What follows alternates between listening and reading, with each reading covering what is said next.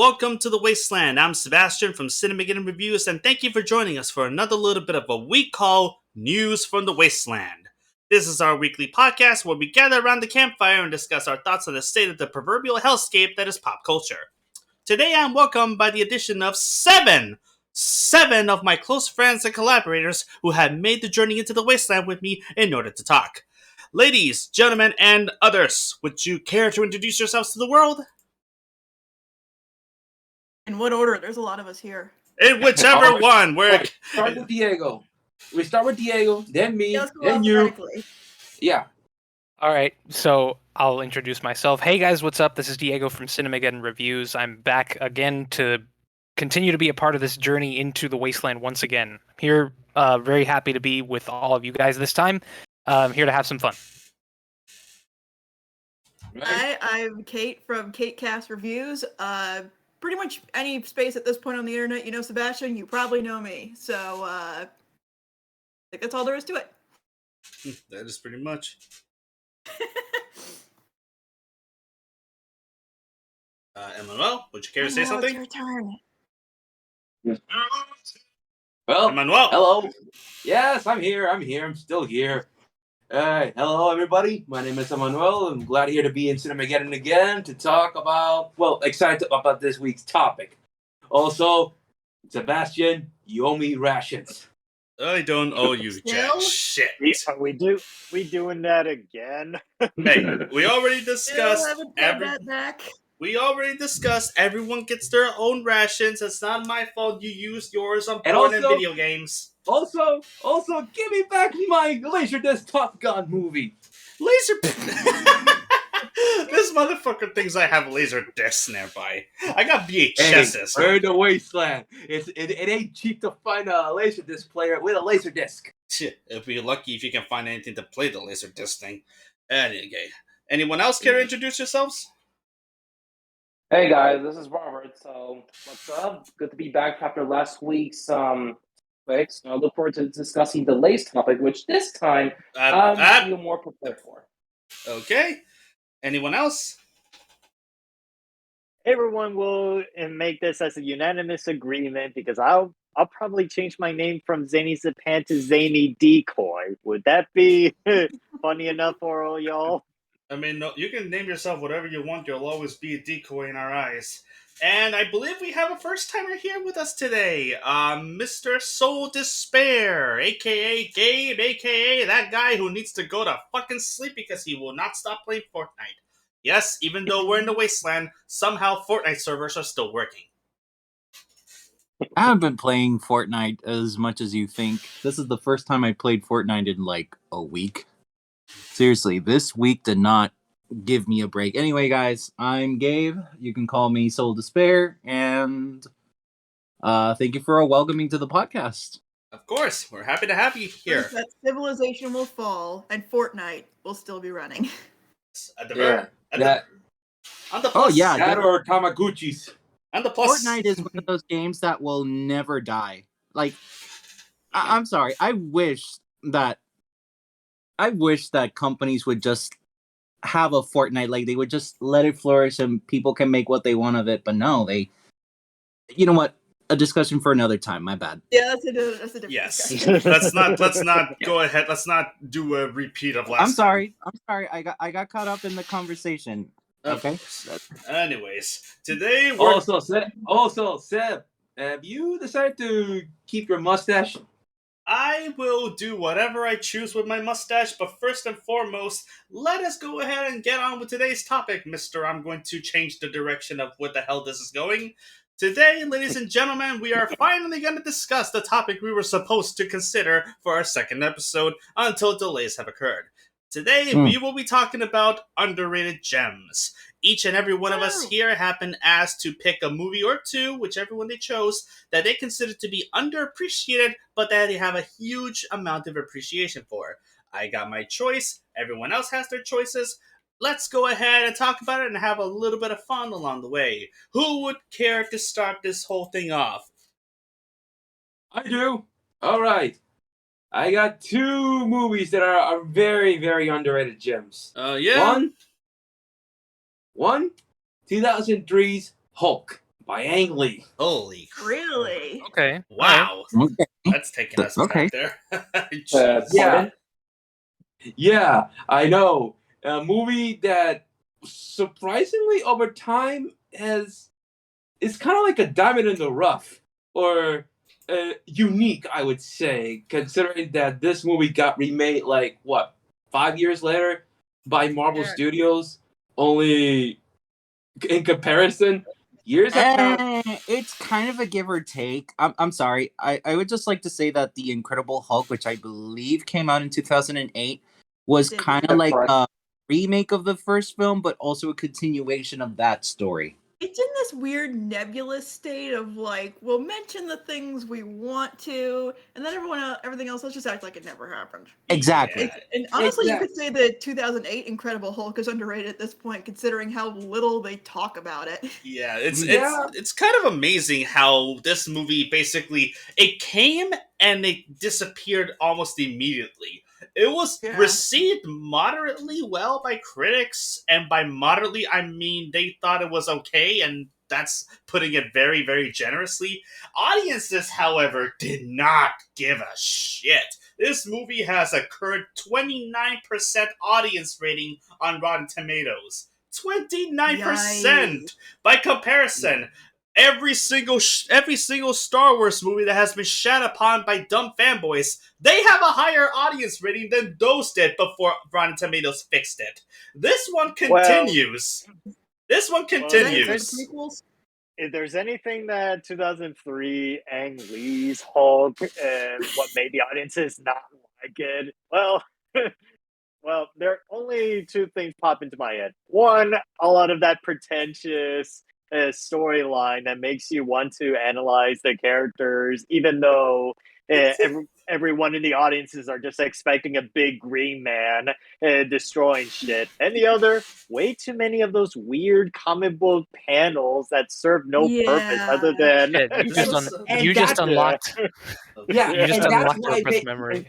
Good And lord. that's why it makes it so brilliant. That's why it made it so brilliant for me, or something. It's just unique that it's rare or unique, I would say, that you can movies like this you will not see it today. And also the fact that for a lot of shit, this movie is actually a lot closer to the comics than you expect. They follow a lot of storylines from the comics directly, like Banner's childhood trauma, from his father, and also the and the movie doesn't get interesting until Banner becomes the Hulk, and it goes into this character study of himself with his father and everything, and also that scene where he goes back to his childhood home, and he gets very nervous because he doesn't want to go into that room specific. It's like I mean, to me that scene is brilliant. I mean, I'm not gonna act like this movie doesn't have anything worth raving about. It's by far not a bad movie in the slightest. It is by far. I'm gonna say this.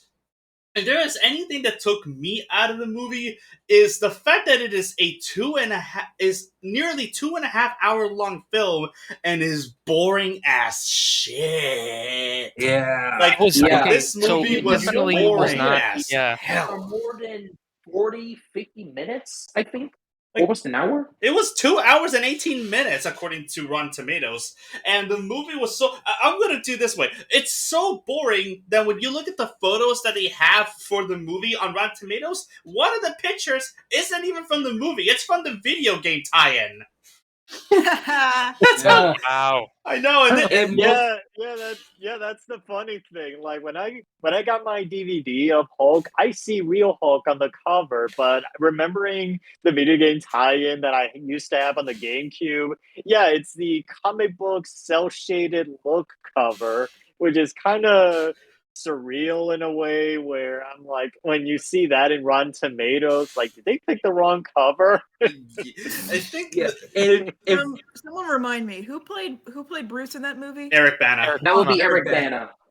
Thank you. Which Eric Bana is not a bad choice if you ask me.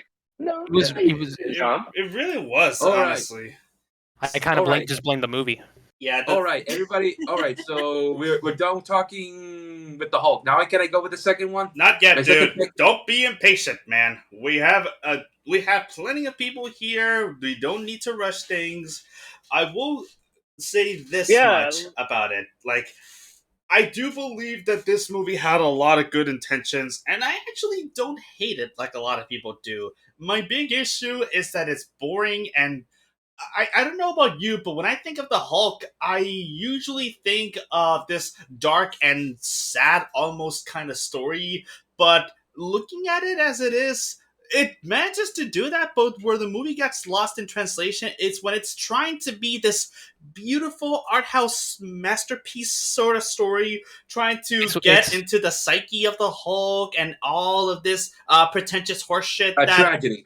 yes, it's too introspective for its own good, and I think that was what disappointed audiences the most. Because when you think of the Hulk, you think of this giant monster that destroys stuff, and you're thinking of these amazing action scenes with all these like digital special effects. There's maybe like how many action scenes total with the Hulk? 3 in this movie, like, Yeah, I think and they're around there. very I think short four. too. Hold up. Can I say? All right. So there is his first transformation. Mhm. There is the fight with the Hulk dogs. Yeah, that's the one that doesn't hold up. That part was so Yeah. bad. I actually really, What? I actually really Hulk like that part. poodles. The Hulk poodles. Okay. I actually what? listen. I actually Yeah. really liked that scene. I thought it was really like- good. That was like the best part of the movie. Really? weird. That- Weird. yeah. No, it's already weird enough that the dogs were made by Nick Nolte of all people. Oh dear Okay, God. I do have to Sorry, I'm in criticize. Google Like, Images no and I'm offense to Nick seeing this. Nolte, but he takes me out of the movie sometimes because of this voice. The lady just speaks to Bruce. Bruce, embrace your destiny. I mean, that's You just are. Nick Oh, Nolte wow. being Nick Nolte. Hey, Yeah, they're so guys, I personally, we can talk about the film and all of its flaws, but I really do think that the climax of the film was actually unique, and I thought it fit the Hulk because it was like Banner was all about trying to get rid of the Hulk, and it's like the father just wanted to take everything that he had. I thought that scene was pretty cool. If you could see it, because it's so darkly lit. I know. That was Yeah, true. That is true. That is true. That's kind of an always bad trend when it comes to dealing with blending in with the special effects, especially since they had to shoot it in nighttime just so the CGI doesn't stand out and look off in the daylight. It's always a I thing. wanted to build on Hollywood. something that Diego said is that it's too introspective for its own good. You can be introspective with the Hulk. It's a classic Jekyll and Hyde situation, especially since, as far as I know, the Hulk itself has developed more of a defined personality based on whatever media you look at. It's just, I don't know how much you could do that in the first movie. That seems like something you have to build to. Yeah, well, I hate this. from what I Which is- remember, they tried to cram a lot about that. The thing To is, the MCU's credit, like, yeah, we didn't get any Hulk movie within the MCU, but they did a clever job of building up Banner's character, especially in last phase with Thor Ragnarok, the Avengers Infinity War, and Avengers Endgame, where it I'm led gonna to have a hot take here and yeah. say he works better as a side character. oh, Honestly. honestly, that's the He kinda sad does, part yeah. for me. Yeah, I hate There's to so say it, much. but he There's so does. many untapped potential with the Hulk as a character, considering of his history. The fact that he has, I don't know if they can do it now by saying that by comparing to another character, because Banner has DID. He has dissociative identity disorder. This because there's not only the whole Hulk smash, Hulk bash, Hulk. There's the Great Hulk. There's the Hulk that is like a warrior when he was a gladiator. That's a different personality. Yes. And Is that the Planet Hulk thing? Yes. Yes. That's so cool. Okay, sorry. yeah, Planet Hulk, and now recently the Immortal Hulk. Well, it's now called the Devil Hulk, where he can talk, and that's the personality that kind of is like his guardian angel, the one that protected Bruce from his childhood beatings from his drunk father.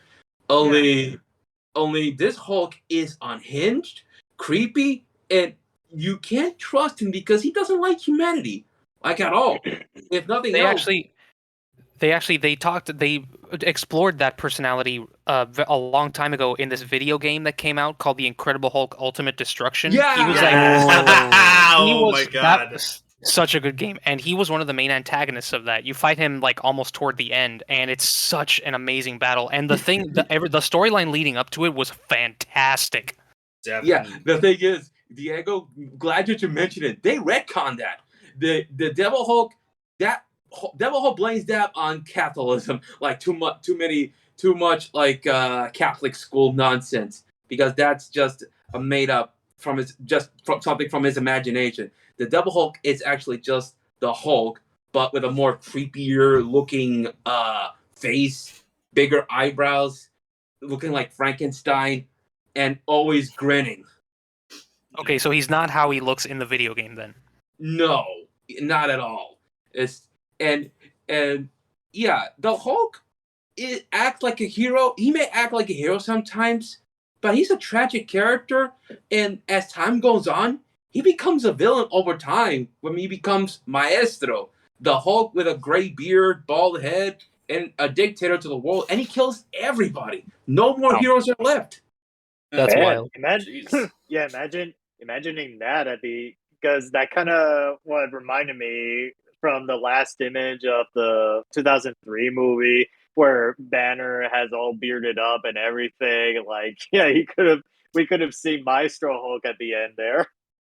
Yeah, a sad thing, 2003 Hulk I think came out at the wrong time. I don't think this type of movie was not ready for the time, because this came out a year after Spider-Man. Audiences were not ready for a thought-provoking type comic book film. I guess you're right. Not to mention, as far as my knowledge goes, like they just have Ang Lee to do Hulk as if it's, like a hired director, since, they loved the movie Crouching Tiger and the Hidden Dragon, because that one Actually, the Hulk came before. Oh wait, no, never mind. My bad. I was thinking of home. Jesus. Okay, so now really got me off. Yeah, but Ang Lee, Ang Lee did his best, and to his credit, he did a great job exploring like Banner's psychological trauma, and in his interaction with the characters is at least worth exploring. And I have to give the film credit where credit's due. I just wish the comic book style panels wasn't in the way in a lot of the Well, if we can highlight the whole movie, Josh Lucas's character's death, when he gets blown off, the explosion just engulfs him. Yes.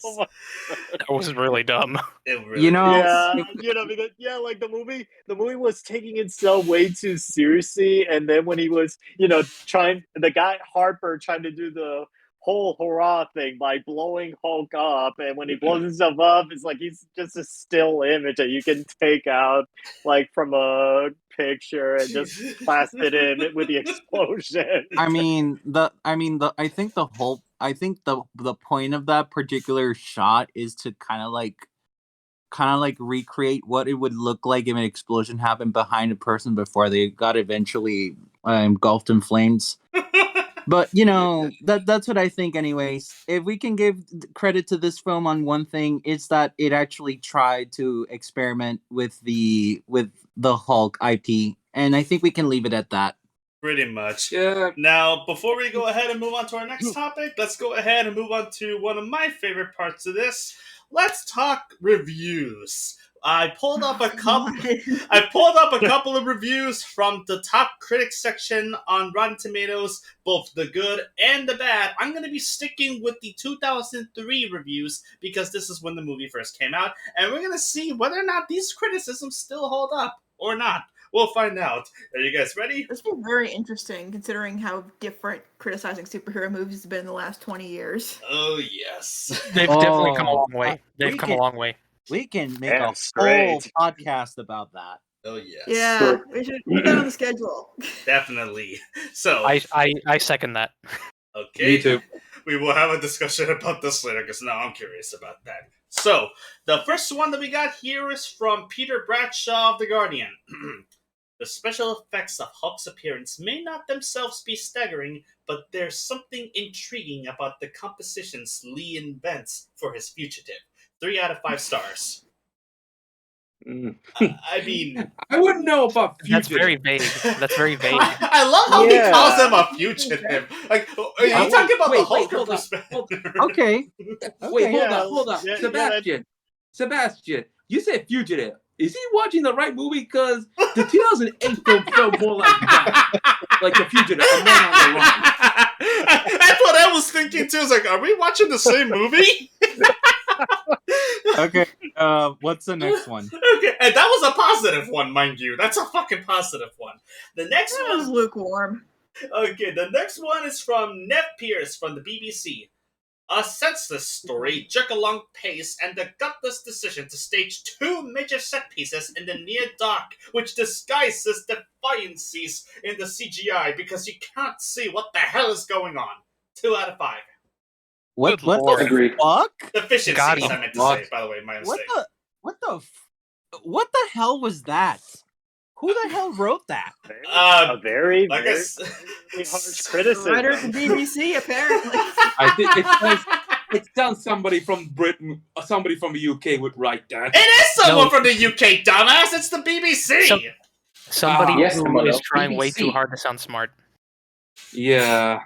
Why do you think I gave the accent there? I apologize to any Britons watching this. All of you You've that are... lost all of your British subscribers. Don't worry, Brexit did that already. We got canceled already. Okay, next one we got here before we get canceled any further. This one is from Peter Rayner from the New York Magazine, aka New York Magazine / Vulture. At least that's the way it's credited here on Rotten Tomatoes. Despite the profusion of computer-generated effects, which rousingly bring the green guy to life, I often felt, for better and for worse, that I was watching a comic book movie reconceived as a piece of serious myth-making. I'll accept that. Okay, yeah, that actually sounds like a Okay. good sentence. Does, And I agree. I agree. Yeah, That sentence. that's that. I will admit that is legit good writing there. Yeah. Hey, this one, okay, this one actually has, this one I find hilarious. This one's from Charles Taylor from Salon.com. Are comic books art? Maybe, but this lead-in pretentious flick about Marvel Comics' Big Green Id from the overrated Ang Lee is just schlock art for the NPR Ooh. set. Wow! Got That is him. aggressive. Just about to get Got fired him. or something. Bruh. Did Ang This have a spill on his coffee or something? Did he slip on his girlfriend? This man Definitely left the whole concept. grabbed a whole bottle of oil, poured it all over this movie, and set it on fire. It didn't even need to light it up. It just lit itself. Oh no, You no. read- Oh no. Yeah, Like, like He was He touched aggressive. That's an He aggressive pressed the critique. ringer, and it just, and you know how the ringer in like iCarly would just spontaneously set itself on Oh fire. my god. Yeah. God. Eventually, like, what? Oh my god. Okay, I got 2 more and then we'll move on to our next film. This is another positive one. Okay. This is by Lisa Kennedy of the Denver Post. Hulk is hardly a masterpiece, but it is certainly one of the most psychologically ambitious movies ever unleashed on the summer movie crowd. I'll give it that. It is ambitious. Yeah, it is pretty That's ambitious. It is That's ambitious, accurate. but That's I would accurate. never consider this a summer film. I would Well, consider it psychological, Yeah, though. I like to say that the movie has vision, but you lost the audiences with the comic book panels. Yeah. Yeah. Jeez. And the Hulk dogs. Or even a scene where the Hulk dog actually bits on the Hulk's dick. I forgot about that. Thank you for reminding Oh me. god. Wow. Okay. Okay. Last one. This one is from Lou Luminick of the New York Post. And I think this one pretty much says everything that has to be said. Oh boy. This messy, disappointing, self-important, and utterly humorless version of the Marvel comic book character may be the toughest flick with a green protagonist to sit through since The Grinch. Damn. 1.5 out of 4. Holy shit. Jesus Christ. That was No. Bruh. burn. Just quit. God, Just quit making movies at that point. Like, you can't survive that. Like this. No, Diego, did you mention it? Ang Lee considered quitting after making the Hulk. Bro. He did? Yeah, he did. Jesus, really? Diva. Oh. Yeah, after making the Hulk, he talked to his father about quitting Hulk because he lost, I guess, the energy or the passion anymore. I think you mean quitting movie making. Pardon. Exactly, filmmaking. Until he just came up with a script called Brokeback Mountain, and then, The rest was history. That was the same guy? Yeah. I didn't know he did that. In fact, Holy Ang Lee cow, won his wow. first Best Director Oscar for directing Brokeback Mountain. He should have Yeah. won Best Picture too. Why did you assholes give it to Crash? Yeah, Oh, the yeah, thing that was is, that. Another topic. Ang Lee is not a blockbuster filmmaker. Never was. No. No. This is No, he's this more is like what an would have artiste happened. in a sense. This is what would have happened if Martin Scorsese made a comic book movie. It may have been good, mind you, maybe be one of the biggest masterpieces in the world, but it's not a comic book movie, and trying to treat it as such while also still putting your own spin on it as an artistic filmmaker, it's going to divide a lot of people. That doesn't necessarily mean a bad thing. It doesn't result in a bad movie, but you cannot be surprised, and not everyone will accept your work the way that you want it to. Yeah. That reminds me of Scorsese another could do one of the comic street level book. heroes. Yeah. You know, That someone reminds doesn't me do of all the big another. stuff. What? Oh, I'm sorry. Sorry? Yeah, what No, were you saying, Kate? Oh, I Kate. was saying that I think Scorsese could do like one of the street level heroes. You know, like the kind of stuff I they do can- on Netflix. Oh, yeah, definitely. Yeah, I can see him do Daredevil. Martin Scorsese directed Daredevil movie. God, I would love that. Anyway, guys. So, let's see. I'm going to spin the wheel right now. Who are we going to talk about next? Which one's going to be it? Which one? Diego! Me, okay. So I'm gonna let you decide because Sebastian knows which movies I picked because I messaged him before this. And do you want me to talk about the feature-length one or the short one? Oh, we will have plenty of time to talk about the short one later, but let's talk about the one that you and I both agreed was screwed over by the reviews when it first came out. Okay, so my first pick in that case is Jennifer's Body. Yes! Oh! Yes! That was fun. Damn. Oh It was my a God. horror yeah. comedy. It was a horror comedy satire, feminist satire, released in 2009. It was directed by a woman named Karen something. Hold on, somebody Google it for me. Somebody with faster fingers I than already me. got it. I already got it up. It was Karen Kusama, and it was written by Diablo Cody, who also wrote Juno. Juno? Yes. Yeah. You know Juno? Yes. Thank And you. she won Yes. her Oscar for writing it. I think that was not her best work, but you know what? That's not the discussion for today. So you were saying, Diego? Okay, so what I appreciated the most about this movie, well, actually, it's hard kind of not to appreciate this movie, and I don't understand how such a movie can be underappreciated today, but I'm going to go into it right now. It's a feminist satire about how they traditionally treat women in horror movies, and it's been completely misunderstood by a lot of people, mostly, no surprise here, by men. No shit. A lot of people at first misinterpreted this movie as just a straight up sexy horror movie with Megan Fox on the poster looking all attractive and shit. I am to blame. For this.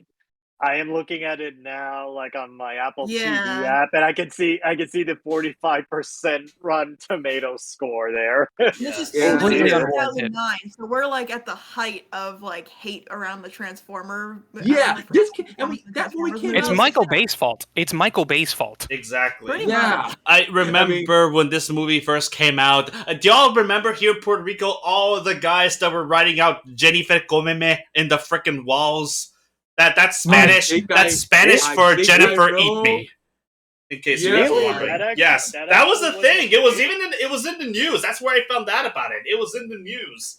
Like the media took this movie and they use it as an excuse to whip Megan Fox around proverbially for her acting and pretty much everything else. Like, the movie was not meant to be taken seriously. There's literally a line in the trailer where, because she's a succubus, you think she would only eat guys because that's where the mythology goes. And Amanda Seyfried fucking looks at her and says, "I thought you only killed boys." And she literally says, "I go both ways." Yep, she said that. Literally said that. And Yeah. I'm not gonna lie though, I did watch this movie, and probably not for the reasons that the movie wanted it to be. Yeah.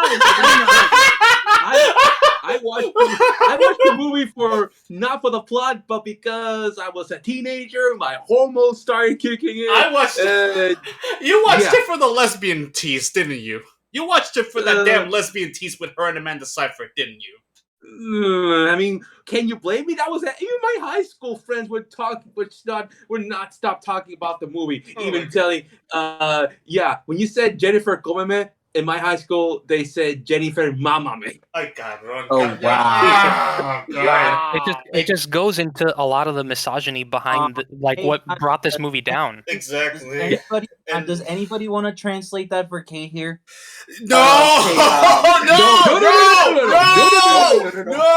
are not gonna. This is a kid show. This is a fucking kid show. This is not an X-rated. Are you gonna get demonetized if someone does? Yes! We'll probably get demonetized in Spanish language countries now. Okay.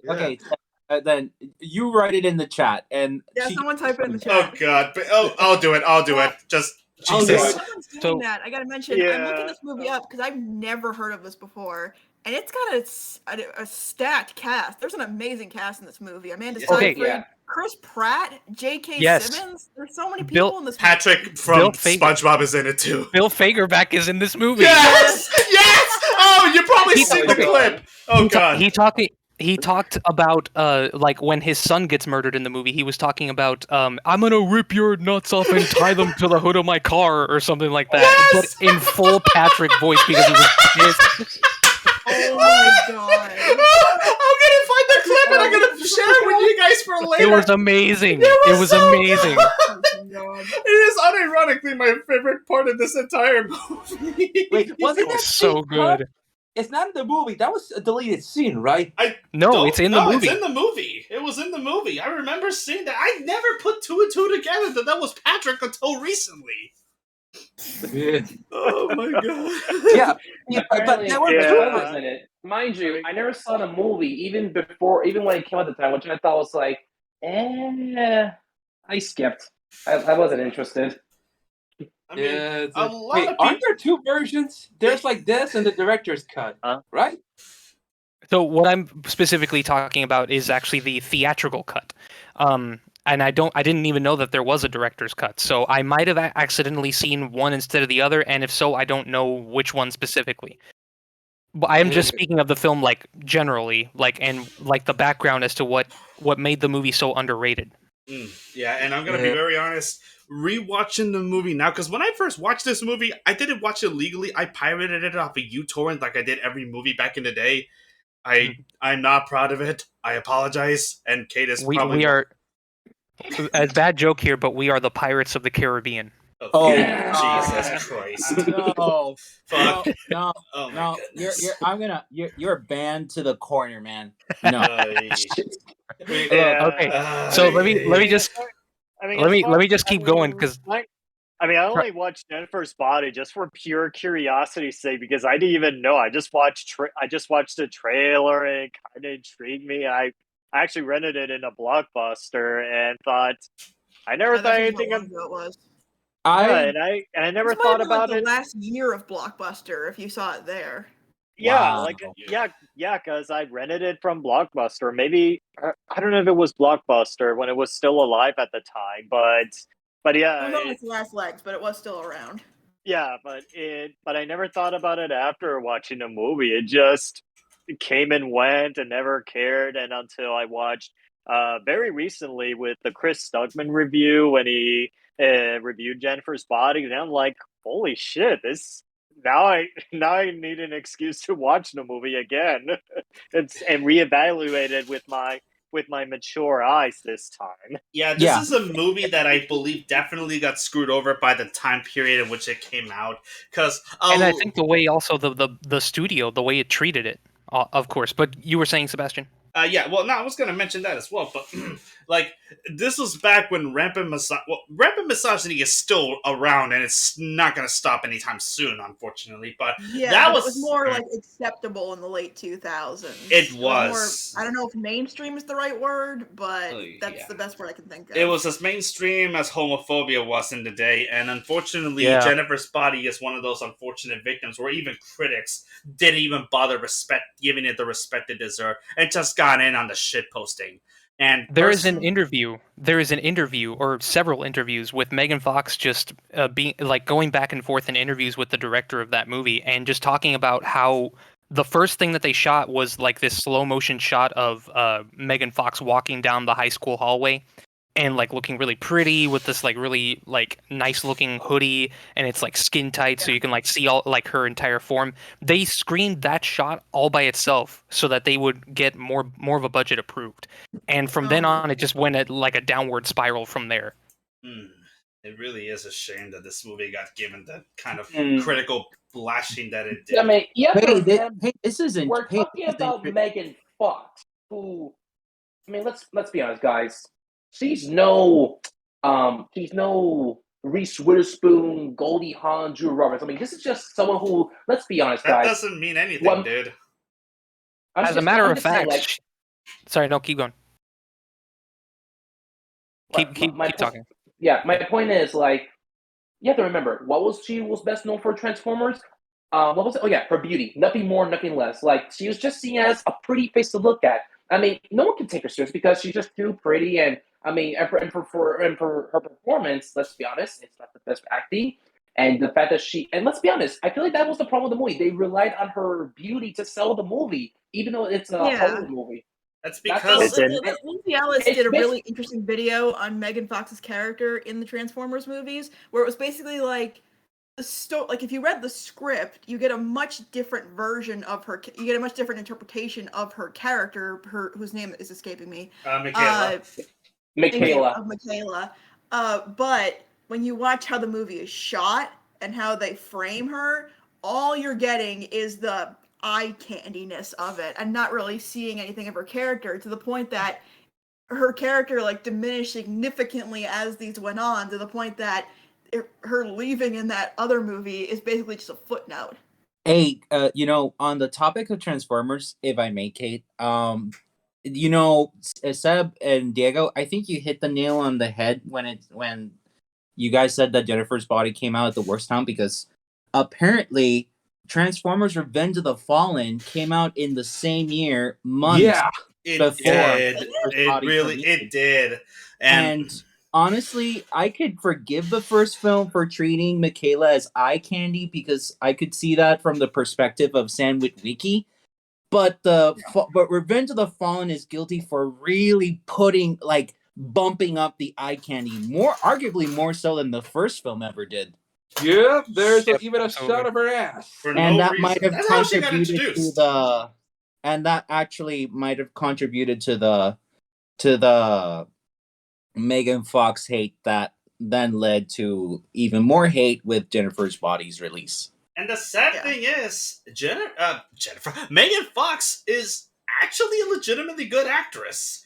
Like, she's come a long way. She really has. Yeah. But even back in the day, even back in 2009 when this movie came out, this was by far her best acted performance at the time. She has done better roles since, but Jennifer's Body proved that she is not just a piece of ass, despite what Michael Bay wants you to believe with his movies. She actually has personality, and she has character, and she can emote perfectly well. It's just, you gotta give her a script that she can work with, and actually let the camera work around her instead of on her like they were in Transformers. Yeah. As with every actress. Exactly. She suffered a similar issue with Kristen Stewart. Different circumstances, but both were screwed over. You have a point, yes. And I really feel like Jennifer's Body was a very perfect example of her growing up as an actress. Yeah, there are so many scenes where, there's another movie that recently came out. It was called Till Death, and I actually talked about this briefly on the YouTube channel.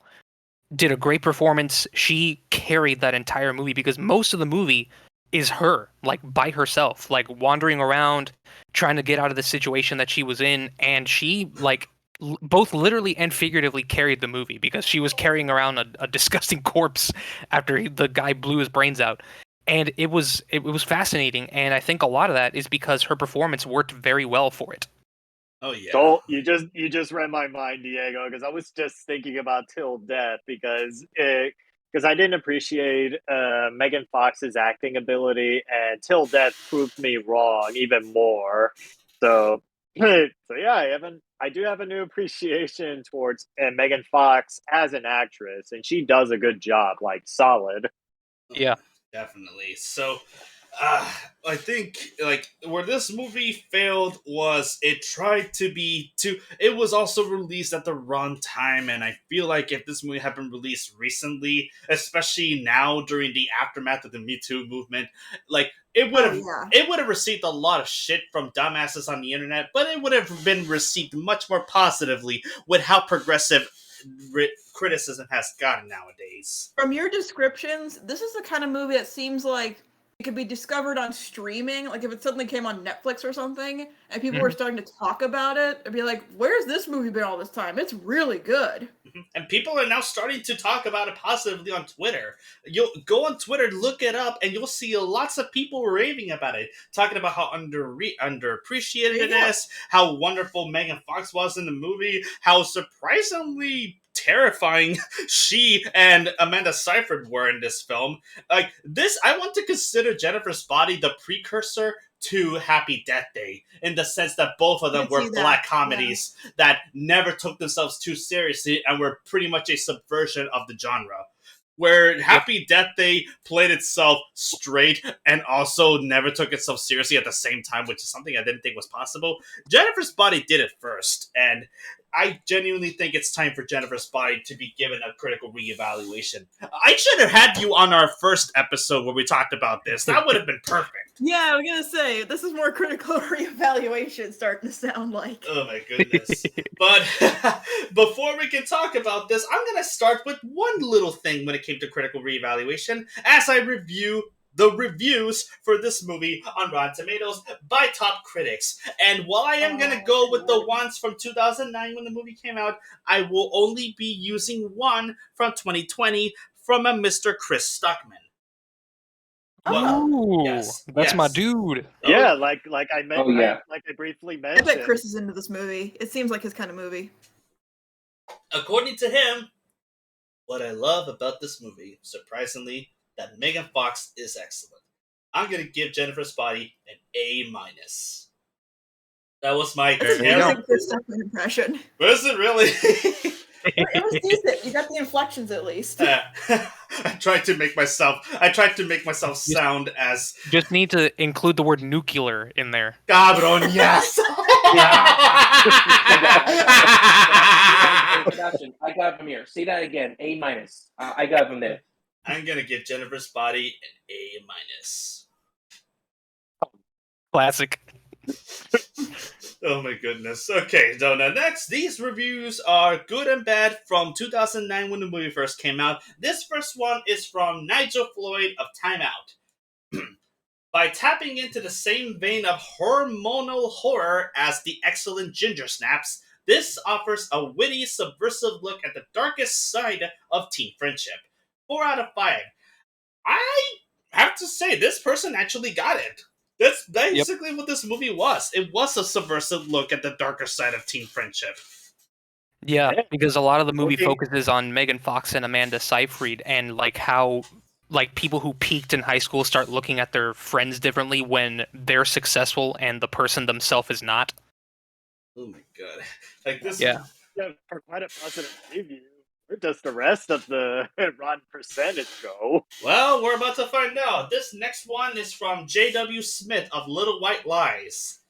Although Jennifer's Body offers up both comedy and horror, each is doled out in only the meanest of amounts, with the film just scraping through to a lackluster and unsatisfying finale. I disagree. 100%. Like, this movie opened in medias res. I'm not going to spoil anything about the movie, but if you saw the film, you know that it opens when it ends, pretty much. Yeah, I had to watch that movie again because it's been like years, or heck, a decade since I've seen that movie. It's definitely one that I recommend rewatching. Okay, this one's interesting.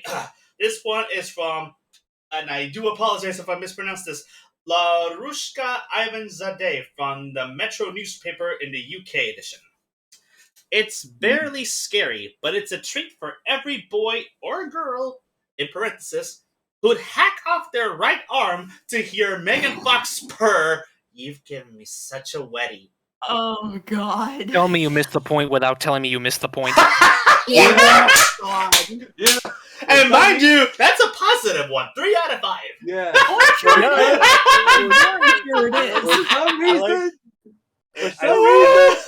it is. For some reason, I don't mean to be raunchy here. But that review kind of turned me on. Emmanuel, I swear to God. Jesus. Demonetized. Lord, man. Hey, We're all going to hell. hey. Yeah, Emmanuel, we're all all right. right. Emmanuel. I Emmanuel? see the dot. Sebastian, don't shoot me. I know you have a laser dot right on my forehead.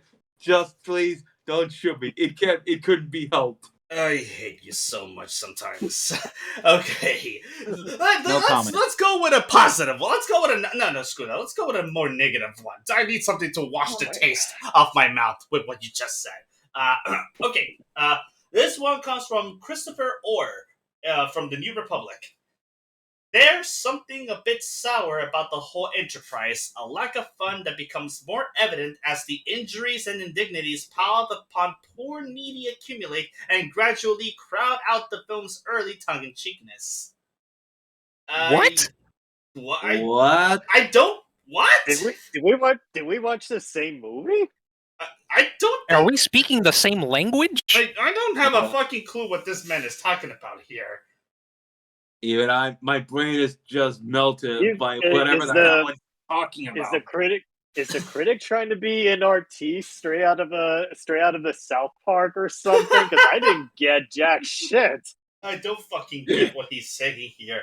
It's... Okay. I don't know if I can consider this one to be positive, but it is a B-, and this is from Nell Minel from Belief Net. Cody has a few nice points to make here about the frenemy dynamic of some girl-girl relationships, the drama, the connection, the power plays, and the excitement. I feel like this could have been given a little bit more beef when putting it as one of the blurbs here on Rotten Tomatoes. But yeah, I do agree with that one slightly. Okay. Yeah. Sounds positive. Okay. I wonder what Roger Ebert thought about this movie. Oh God. Oh, I can tell you right now. Give me 1 second and I will find him. But before I do, this one is by Roger Moore of the Orlando Sentinel. Clever one-liners don't cover the cruelty here. Jennifer is shallow. The movie about her is too. I mean, Jesus, how do you really feel about the movie? I mean, Yeah, okay. I know, right? Oh God. Okay. Oh my God. Okay. I got no words. Okay, I did find the Roger Ebert one, and you'll be very surprised. It's actually a positive one. Okay. Good. Good. Okay. There is within Diablo Cody the soul of an artist, and her screenplay brings to this material a certain edge, a kind of gleeful relish that's uncompromising. This isn't your assembly line teen horror thriller. 3 out of 4. He understood the assignment. A little. Yeah. He saw her. Really does. I guess The man's a goddamn gift. I mean, the guy knows what he's talking about. You can tell he Sometimes. analyzes, he understands. I mean, he can be fair, he can be firm, He can but be an idiot his too sometimes. tends to make a point. Or sometimes he can be biased whenever a movie stars a black female protagonist or something. Okay, we don't need to go there, Emmanuel, because that's getting a little too inappropriate. But Yeah, too inappropriate. I'm just gonna leave it at there. Or the time where he thought that Mommy Tomb of the Dragon Emperor was the best in the series, which I disagree completely. We will talk about that later because that is something we do need to discuss. But first, let's go ahead and finish off with Jennifer's Body with one last negative review. This one is from, again, I apologize, Rahian Simon Pilau. Or Pillai. I think that's an I don't know. I only bring this one up because this guy is from AskMen.com. Oh boy. Oh, are you all ready for this? Wait. Repeat that. Actman.com? AskMen.com. Askmen? I've never heard of this publication before, but I think y'all agree that this review, it lives up to that name. Okay. Jennifer's Body is about as scary as Mean Girls, which makes a lot of sense since Diablo Cody's comedy about evil high school girls is really just a gory and potty-mouthed version of the Lindsay Lohan movie. Megan Fox is game for Cody Speak. Thank you, Beetlejuice. Thank you, Beetlejuice. What the hell is he? I was trying to make a dude bro voice. I was mimicking those assholes on TikTok. I was trying to mimic those. I was trying to mimic that one asshole on TikTok that said he wanted to shoulder the girl who played Little Leia. No, you're not doing it right. You're not doing it right, Seb. Oh god, well I tried my best. I'm sorry. It's hard to sound like a douchebag when they do it so. It's being a douchebag is such an art form that it's hard to do right. And in case you're wondering, the score for this was a 57 out of 100. Yeah. Like my brother in Christ, what did you have to do to get to that score? 57 is still an F. That's really specific. Like, what's the metric here? I know. I guess for a man, the rest of the good points are just based on the looks of the ladies, I guess. I fucking cringe. Okay, Let's spin the wheel around. Let's see who's next. Who is next? I'm gonna go with Kate on this one here. Kate, okay. I believe you had a little something you wanted to share with us today. Would you care to share with the rest of the class? Let me just start off by saying that this is a subject I am very excited for, but it was really hard to pick because pretty much almost anything that I really love outside of recent memory is pretty underrated because very few people care about certain things besides me. But the first pick, to those who have seen it, it might not seem like an underrated thing because in its particular circle, it's fairly beloved. We're having a recent conversation about certain types of movies that I don't think this one is in enough, because if it was, it would pretty much be at the top almost every single time.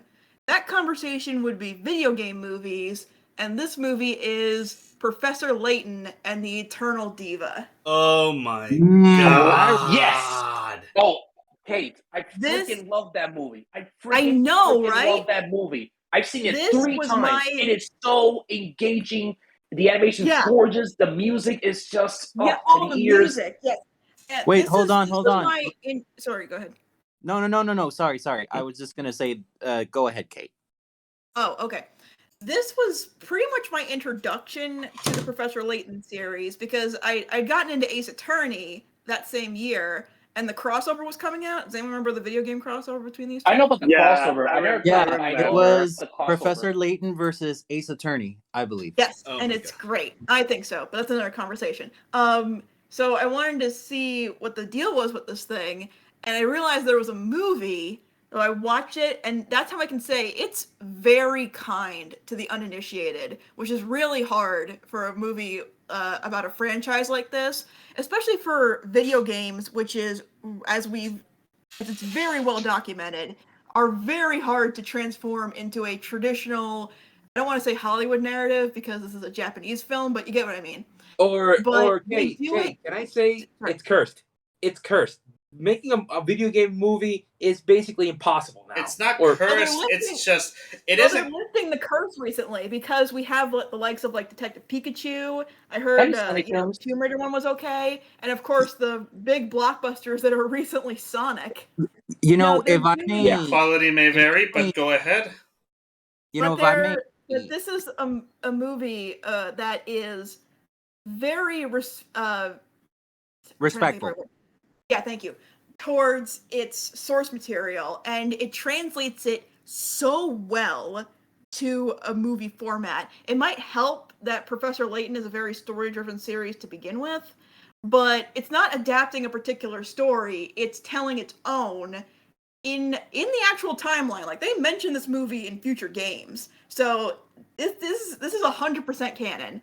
And they do things like add the mechanics, like puzzle solving and overall mystery, to the actual narrative, so it feels very much like the experience you are already familiar with if you play the games, or one that you would be very curious about if you have not. Plus, it has most of the same voice cast, so A+ there. Bonus. I prefer this Descalay personally over the one they did in the games, but that's just me. You know, And man, I really wait, want. Oh, sorry. Wait, hold on a minute, real quick. To add to what Kate is saying, it's like one of the hardest things about making a video game movie adaptation and adapting into the big screen is basically taking the elements that makes the video game and then adapting that to a non-interactive Yes. media. And I think that I didn't. I'll admit, the movie was my first introduction to Professor Layton, and I played very little of the actual games. But from what I've seen, I think the movie captured the spirit of the games of Professor Layton very, very well. That I didn't feel like I was lost throughout the movie personally. Yeah. Now, having played the games, I still need to work my way through the original trilogy a bit, but it does feel very real to it. And it does help that puzzle solving is something you can still create an interactive element with. You can solve these alongside the cast as they're doing it in the story. It almost feels natural to do it along with them. Yeah, it doesn't happen immediately. Like, the movie actually gives breathing room to the audience to actually solve the mystery for themselves. Yes. I gotta be very honest. I wish I had a lot to say about this, but I never got into Professor Layton. And even now, looking, it's not that I think it sucks. It's just I was too busy playing other stuff in 2009. Yeah, no, I get what you mean. It's a very it's fine. It's like Ace Attorney in a way. It's very visual novel-y, and that's kind of an acquired taste. But that's the thing. When I discovered it with Ace Attorney, I realized it was kind of my department, because I'm one of those weirdos who prefers the stories in a game over the actual game. Even I'll admit, when the Professor Layton came out, I wasn't really all that much into puzzle games. I was more into like adventure games, action games. Punch, fist, key blast here and there. From the little I played, Professor Layton actually challenges you, even in the first game. Oh yeah. Like, there are some real brain rackers in just the first couple of mysteries, and you're like, oh, you don't want to screw up, you want to perfect this. Like, the game actually. I know, right?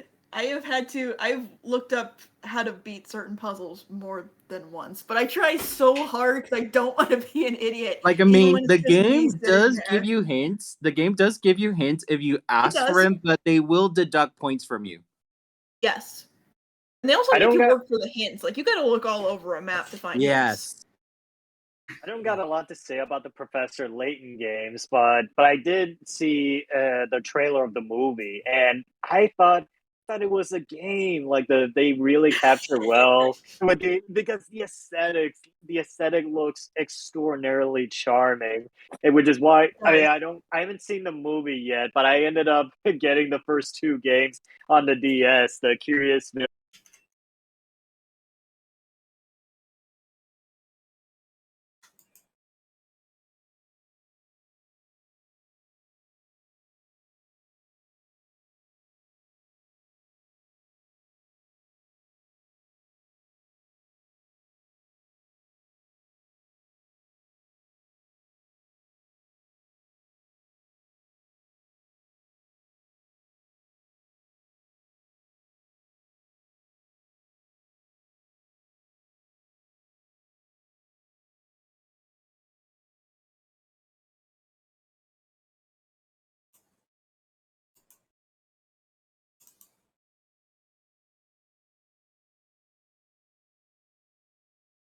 So it's like Rogue One, basically. Oh my goodness. Oh god. I'm trying to find as much information on this movie as I can, but so far, the most that I'm getting from it on IMDb is that if you go to the trivia section on IMDb for this movie, you're gonna find that it was also featured in Animat's Classic Reviews in 2015, because he reviewed the movie in 2015.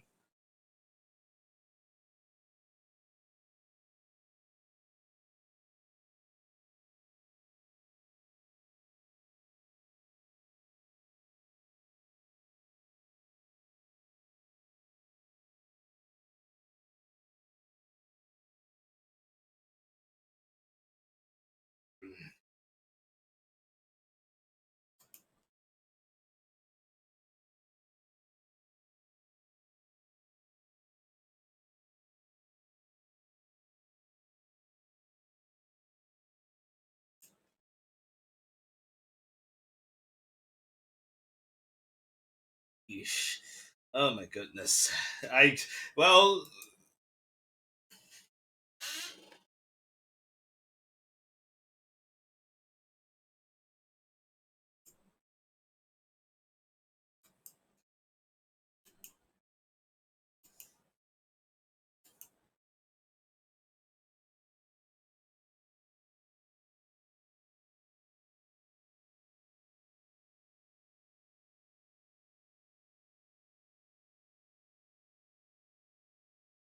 goodness.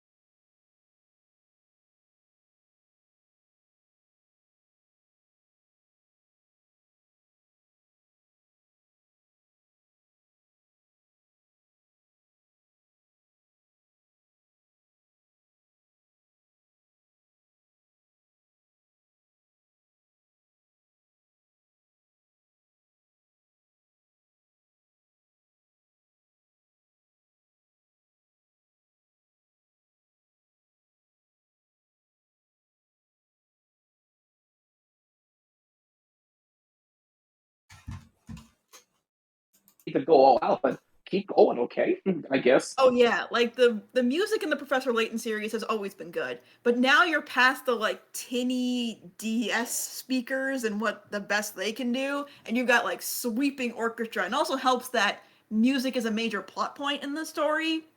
I personally, I don't know if there's a word for this, but I personally love that like you can have a big sweeping orchestral moment, and that's part of your climax. I don't know if there's a word for it, but you know what I'm talking about. It's a kind of trope. I know what you mean. Like maybe use it. It just you just know like it's about to get down. Oh. Yeah. Personally, it's like taking what's already there and just elevating it to a whole new level. That's it. Exactly.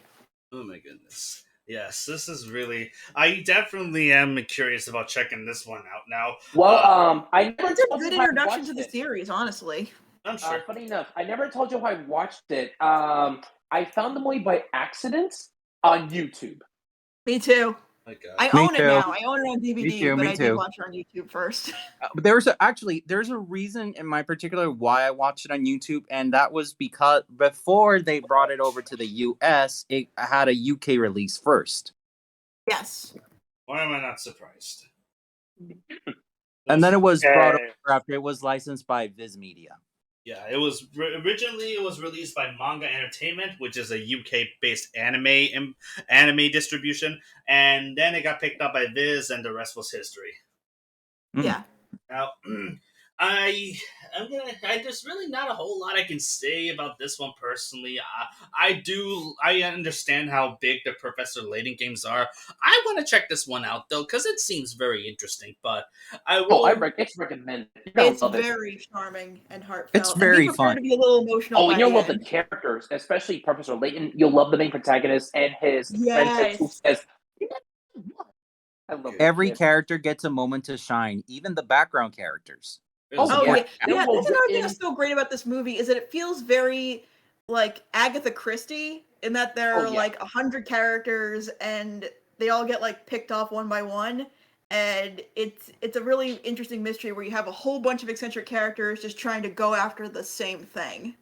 And they That's have, another thing and I each find have very an interesting charming. motivation as to why they want what they want. Because I'm like, Yes, okay, I get you. Okay, I get you. exactly. And then, of course, who's responsible for the mystery? Like, oh snap! I'm like, who's this guy? And then again, and he will see the show sometimes, and then you understand his plan. You're like, whoa, that's the plan. Okay, I can get behind that.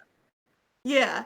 And if anybody does want to hear more, shameless plug, I did review this a long time ago, like maybe 5 years ago, and it's Oh, fairly spoiler free. So if you want a better idea of how good this movie is, go check that out.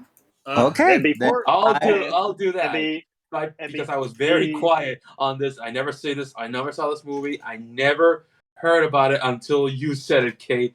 I didn't notice before until I look at the poster. I'm like, oh, I just saw that and a couple of thumbnails there. But That, Manuel, is the definition of underrated. yeah, true. pretty much Damn straight. underrated, down the barrel. Pretty goddamn much, honestly. Nailed it. Yeah, and before we move on, I am looking at it on eBay now, and yeah, it's fairly like it like it was released Blu-ray on other sides of the world, but and as you Yeah, you mentioned, can't get it Kate, in the US. yeah, I tried. and as you mentioned, the Viz Media release, which is only on DVD, like some is fairly affordable. And I'm looking at here very cheap too, so I'll Oh definitely yeah, gonna it's get dirt this. cheap. I got mine for like $8. Oh my god. I gotta remind myself to buy a DVD after this. Lewis River Street. It's so well done. Every time we watch So it, good. it never disappoints. It never ceases to disappoint. It's definitely a favorite. Now, before we go ahead and move on to our next one, this one's going to be relatively short. There's only 2 reviews that I can find that were made available, or at least that I can find here on Rotten Really? Tomatoes. I thought anime sites would have covered it at least. Oh no, I'm sure there are, but Rotten Tomatoes, for some bizarre reason, only has 2 of them listed here. Okay. One in 2012 and another in 2018. They don't even have Matt's review here. That's crazy. So this one is from Martin Robinson from IGN Movies. So take with that what you will. This disposable fun that's near certain to put a smile on your face. And that's something we've not been able to say about a video game adaptation for some time. I mean, that's fair, especially for 2011, where like, what competition was there for video game movies like Doom and the Resident Evil series? Oh, Jesus. And yeah, but by the time this came out, I think Castlevania was already out. Or did it come out way later, since March 16th? I think Castlevania was later. No, Castlevania was in 2019. Yeah. Oh, well. Yeah, and the last one that we have here is from Jeffrey Anderson of Common Sense Media. And this is very simple. A most welcome, utterly delightful treat. 4 out of 5. Yay! Great. Also, I apologize if you heard voices in the background. It's fine. I barely heard anything. Man. Okay, so let's go ahead and spin the wheel round and round. Who will we get next? Let's see now. Soul Despair, since you're new here and I think you have something worth talking about, why don't you share with the class what you have to say? All right, but just before that, I would like to add one more review to the pile of Professor Layton before we move on to my thing, if you don't mind. Go ahead. Okay. And it's a review. It's kind of like the conclusion to the review of Anime News Network by Theron Martin. He's a regular. All right. Taken as a standalone effort, Professor Layton and the Eternal Diva is an entertaining movie which is family-friendly in format and old school in style, but not so kid-oriented that it cannot be enjoyed by adults. Even if you're not a fan of the games, it is still tolerable watching with the kids. Well, that's overall, it gets tolerable. Jesus Christ. And yeah, that's basically it. Okay. So thank you. Originally, I was gonna go with this movie called Dave Made a Maze, which is an R-rated adult film and a very underrated film. But I think for this discussion, I'm going to go with a much more interesting choice, one that I haven't thought of for a very long time, but I cannot stop thinking about how good it is and that it didn't get the coverage. Like, let me tell you, this movie deserved to get like the Hollywood treatment. And Zappin, I think you know this movie very well. It is none other than the 2018 film called Freaks. Oh, What? What? I don't know this one either. Freaks. Oh, yeah. Yes. You mentioned this. Oh, You told me this. me- You recommended me this. I'm sorry I haven't watched it yet. All right. Synopsis. Yeah, I'll give you at least a quick synopsis of Freak. Actually, you know what, Gabe? You do the others. Do your best synopsis of Freaks. All right, I'm gonna go. It's been a while, so I'm gonna give you the briefest of synopsis. This story is all about a father and a daughter that are locked inside the house.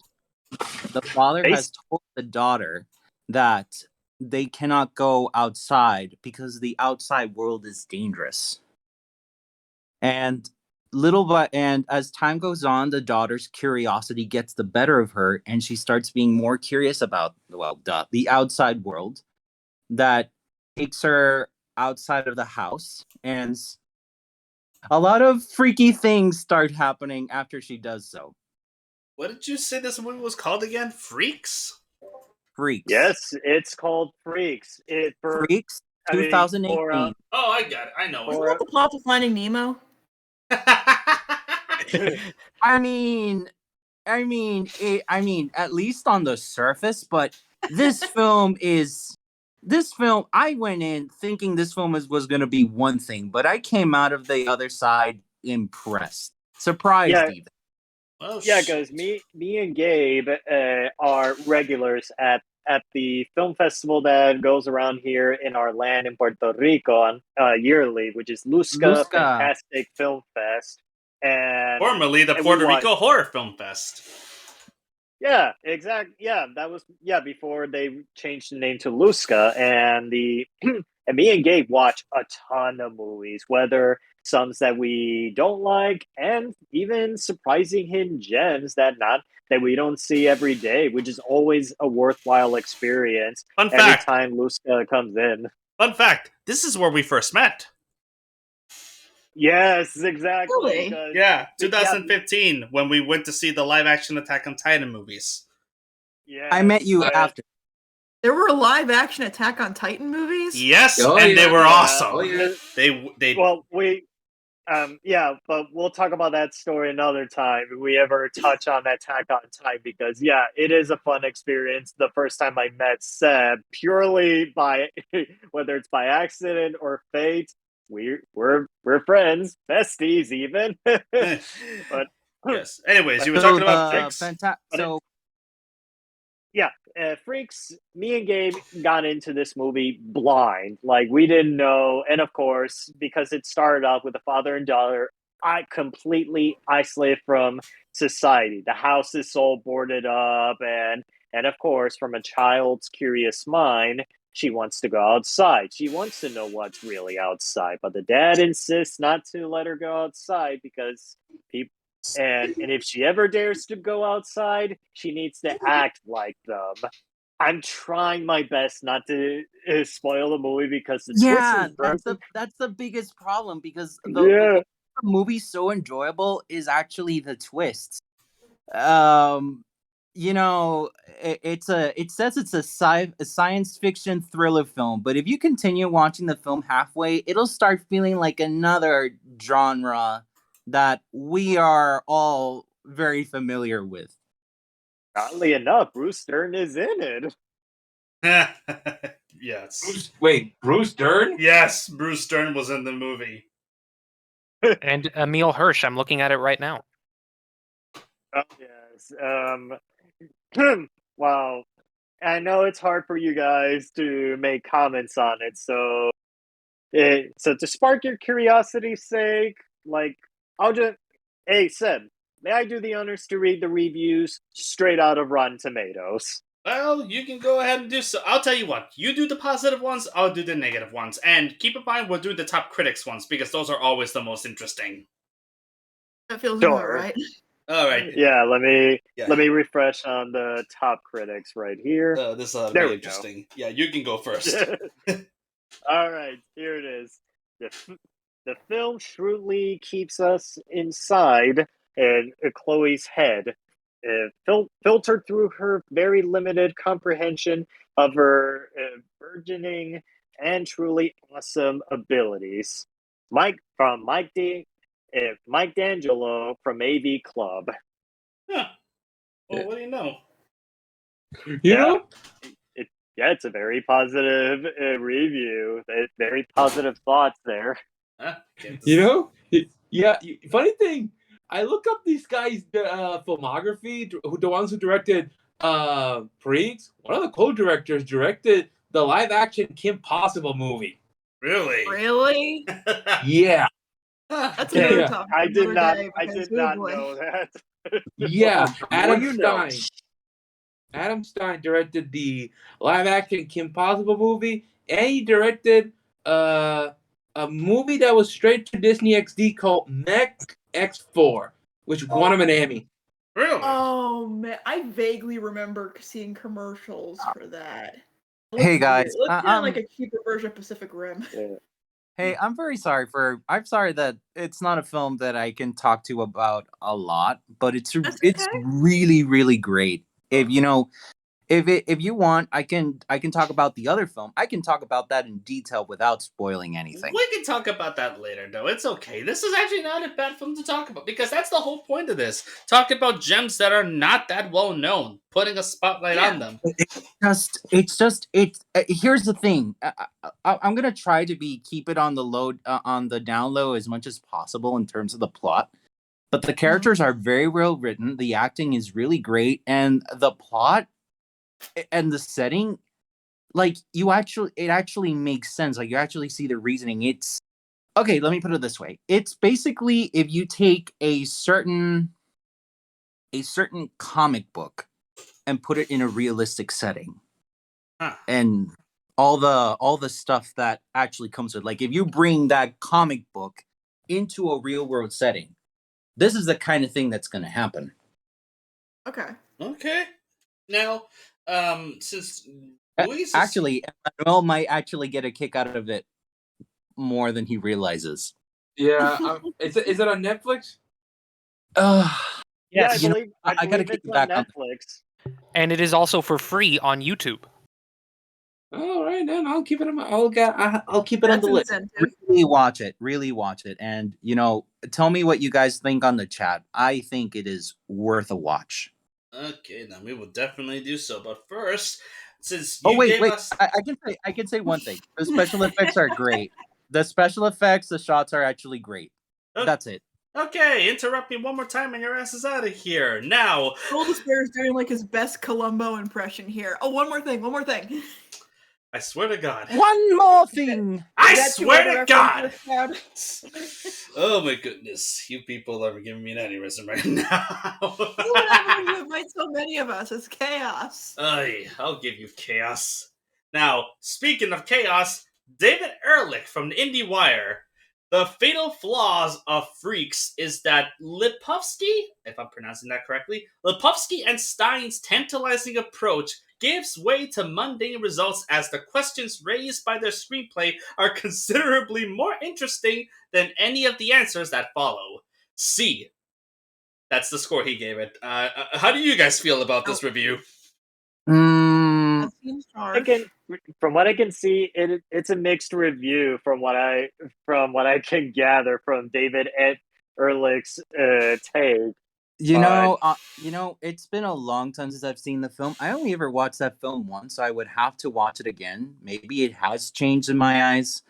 But I did watch it. I did watch it a couple of times. Hell, I even showed it to my dad, and he loved it. I still think it's a solid film overall. Like, yeah, there were some parts that I felt kind of mixed about, But overall, I still had a good time with it. I'd still, if it's not an A, I would still give it a very solid B. Okay, that sounds All about right. right. Luis, did you have another positive review you wanted to share?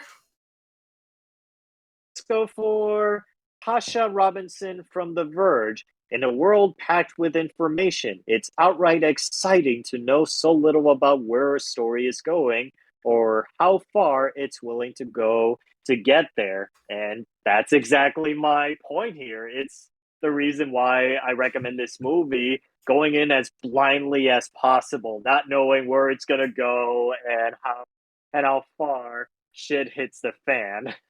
Well, Yeah, guys, like don't even watch the trailers. I didn't watch them going into this film. I suggest you do the same. can't disagree with that. Now, I'm going to go with one more negative review before we move on to our next one. This one is from Tim Grierson from Screen International. I swear to God, these names. We're just bad with names. We have to accept this. At least I'm better at it than Win the Wings was. If you're watching, Brendan, if you're watching this, I love you and I love what you did with our video, but Jesus Christ, man. Taisei Iwasaki? Really? No, man, we love you. But that one time you said Carl Rainier with Carl Reiner. Oh, I remember that!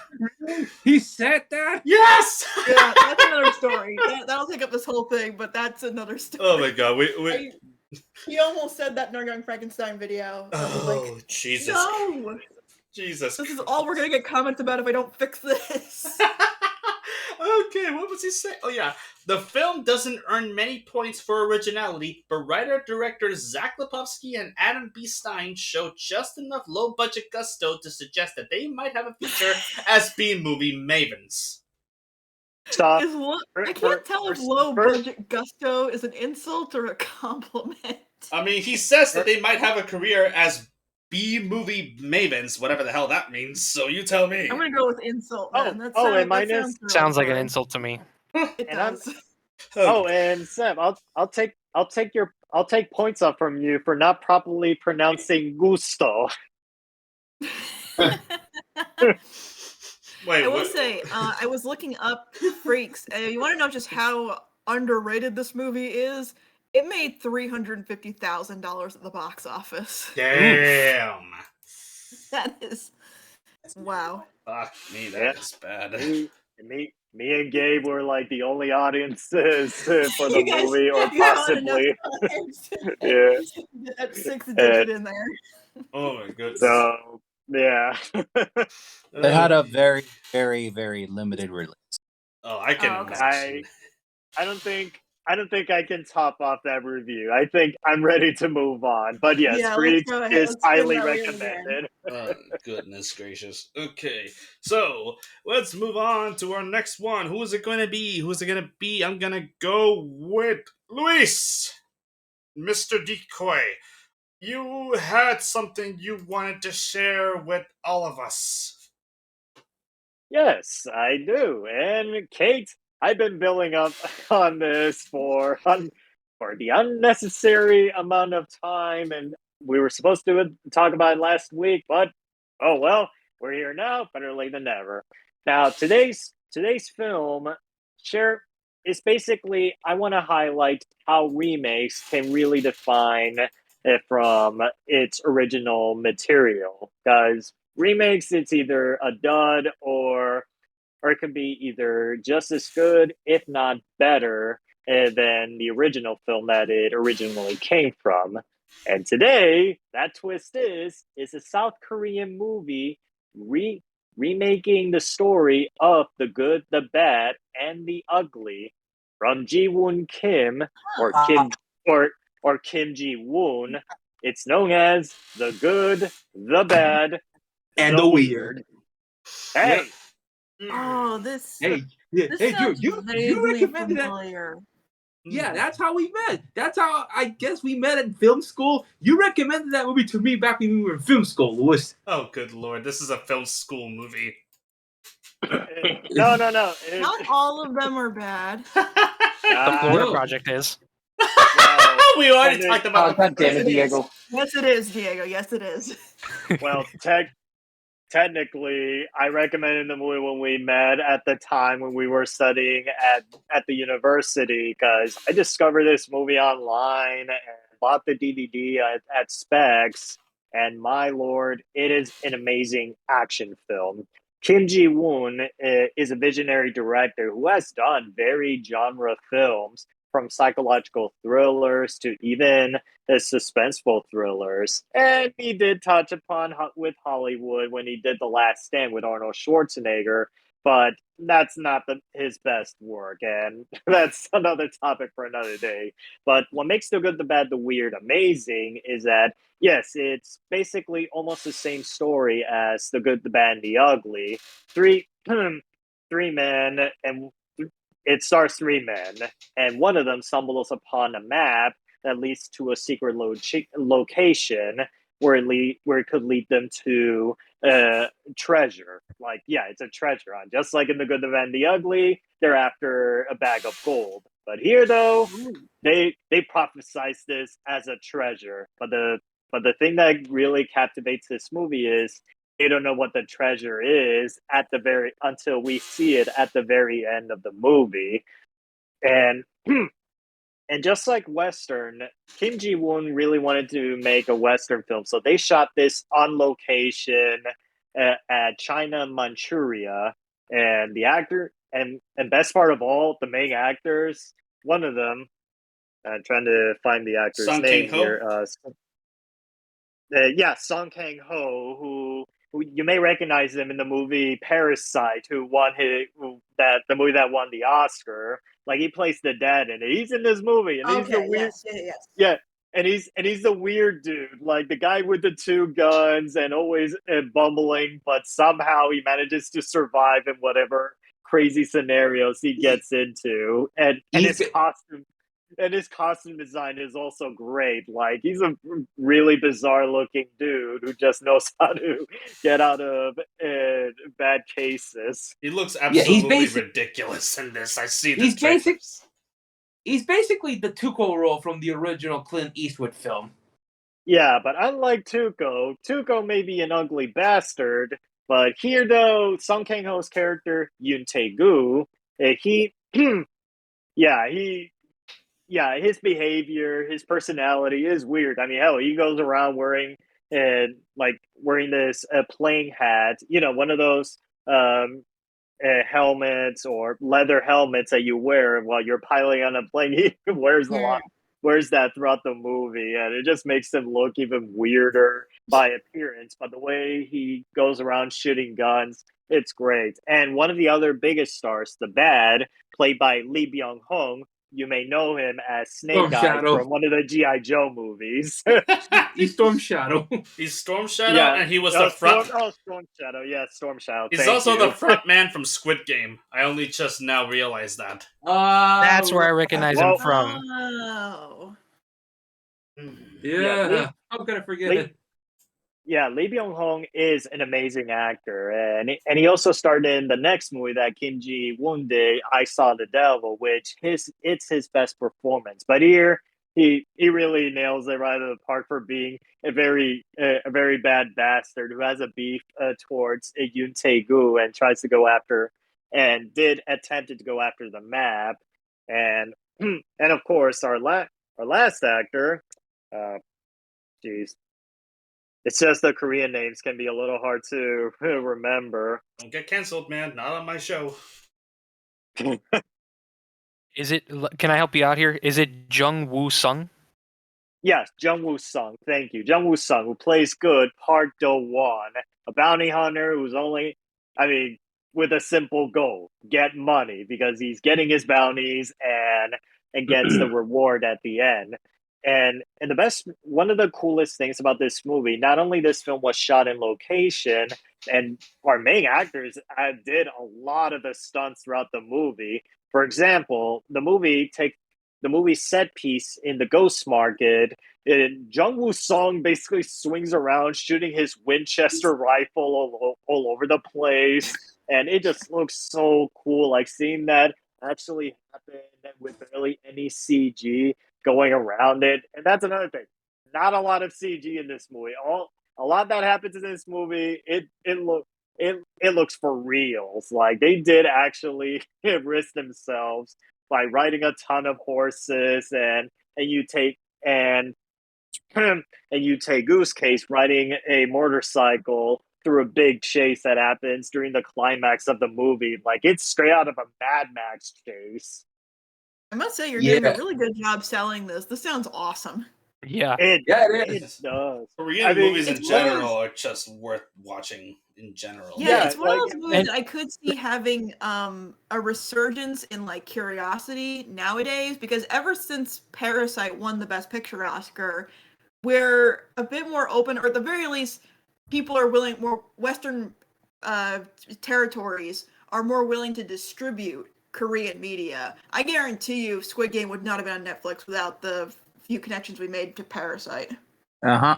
It really goes to...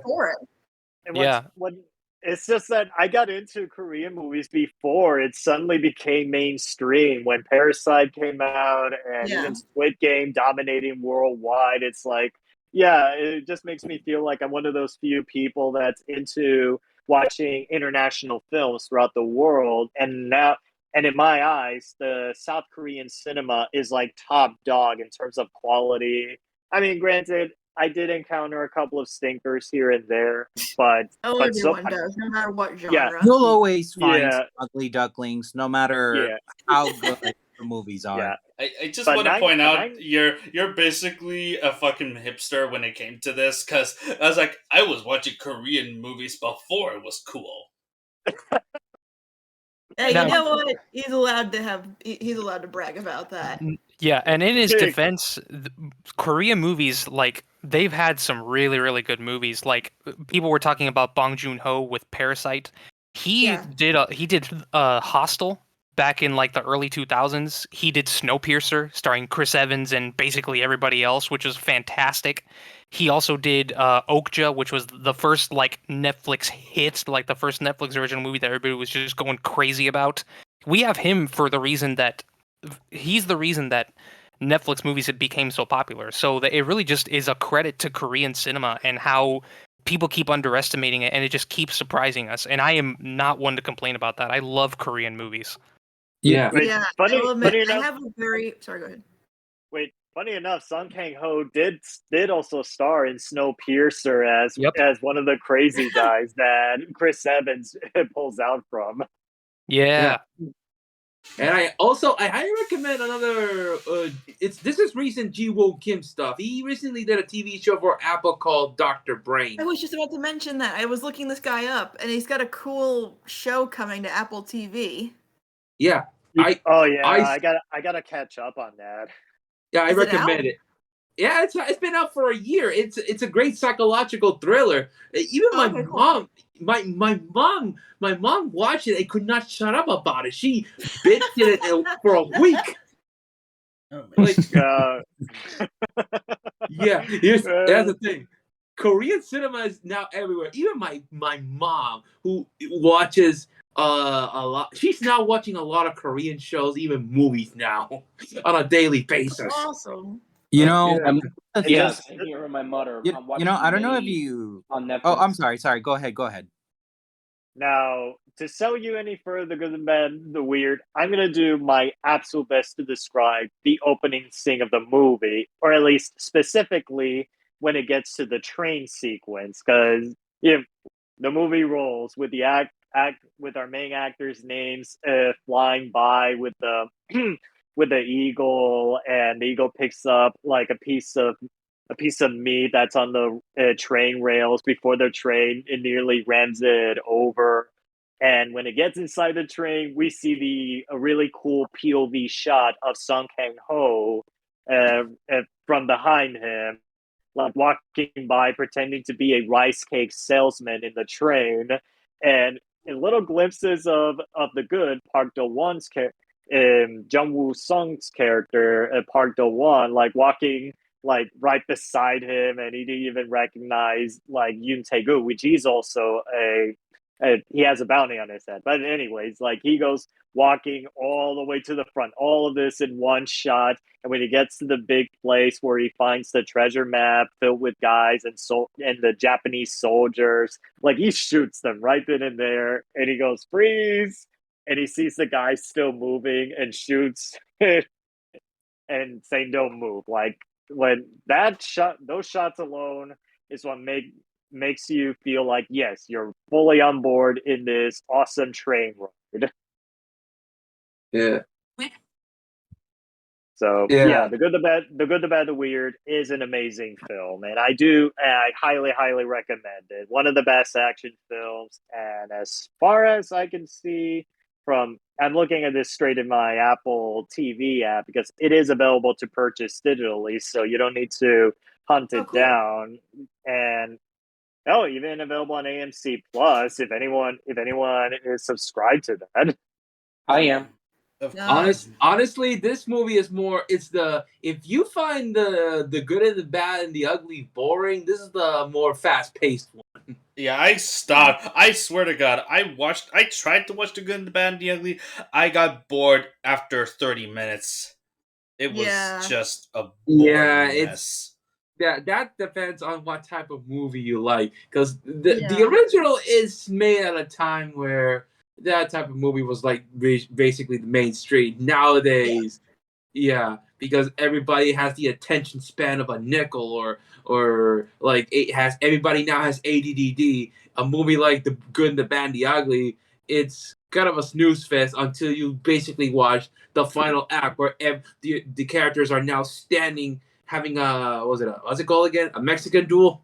Yeah, Mexican standoff. You know, pardon my French, but I think the phrasing that we're all looking for is that if something doesn't grab you by the balls in the first minute, then it's not worth watching. That is actually true. That's screenwriting 101 right there. Unfortunately. Yeah. To be fair, The Good, the Bad, and the Ugly is a fantastic film and when it's made, and it still holds up for film buffs like me that can truly appreciate its power, especially Ennio Morricone's amazing score. Ooh, but if there's he composed that? Yeah, Ennio Morricone composed it. That's like his most iconic work. And fun fact: every time Metallica opens their concerts, they play Ecstasy the same of Gold. score from Yes, The Good, the Bad, and the Ugly. Ecstasy of Gold. Yes, I can confirm that on every Metallica show I've been to, they always open with Ecstasy of Gold, and I love it. That is the one saving grace I can give The Good and Bad and the Ugly, because on its own it is horrendously overrated, but the music still stands out, and I love it. Yeah, I recommend The Good, the Bad, and the Ugly has its place in history for classic spaghetti western films. Yeah. But however, with today's audiences, when they're looking for a good entertainment that doesn't need to last that long, especially since today the South Korean cinema is now becoming even more mainstream internationally. The Good, the Bad, the Weird is right up on everyone's alley because I think you're all gonna love it.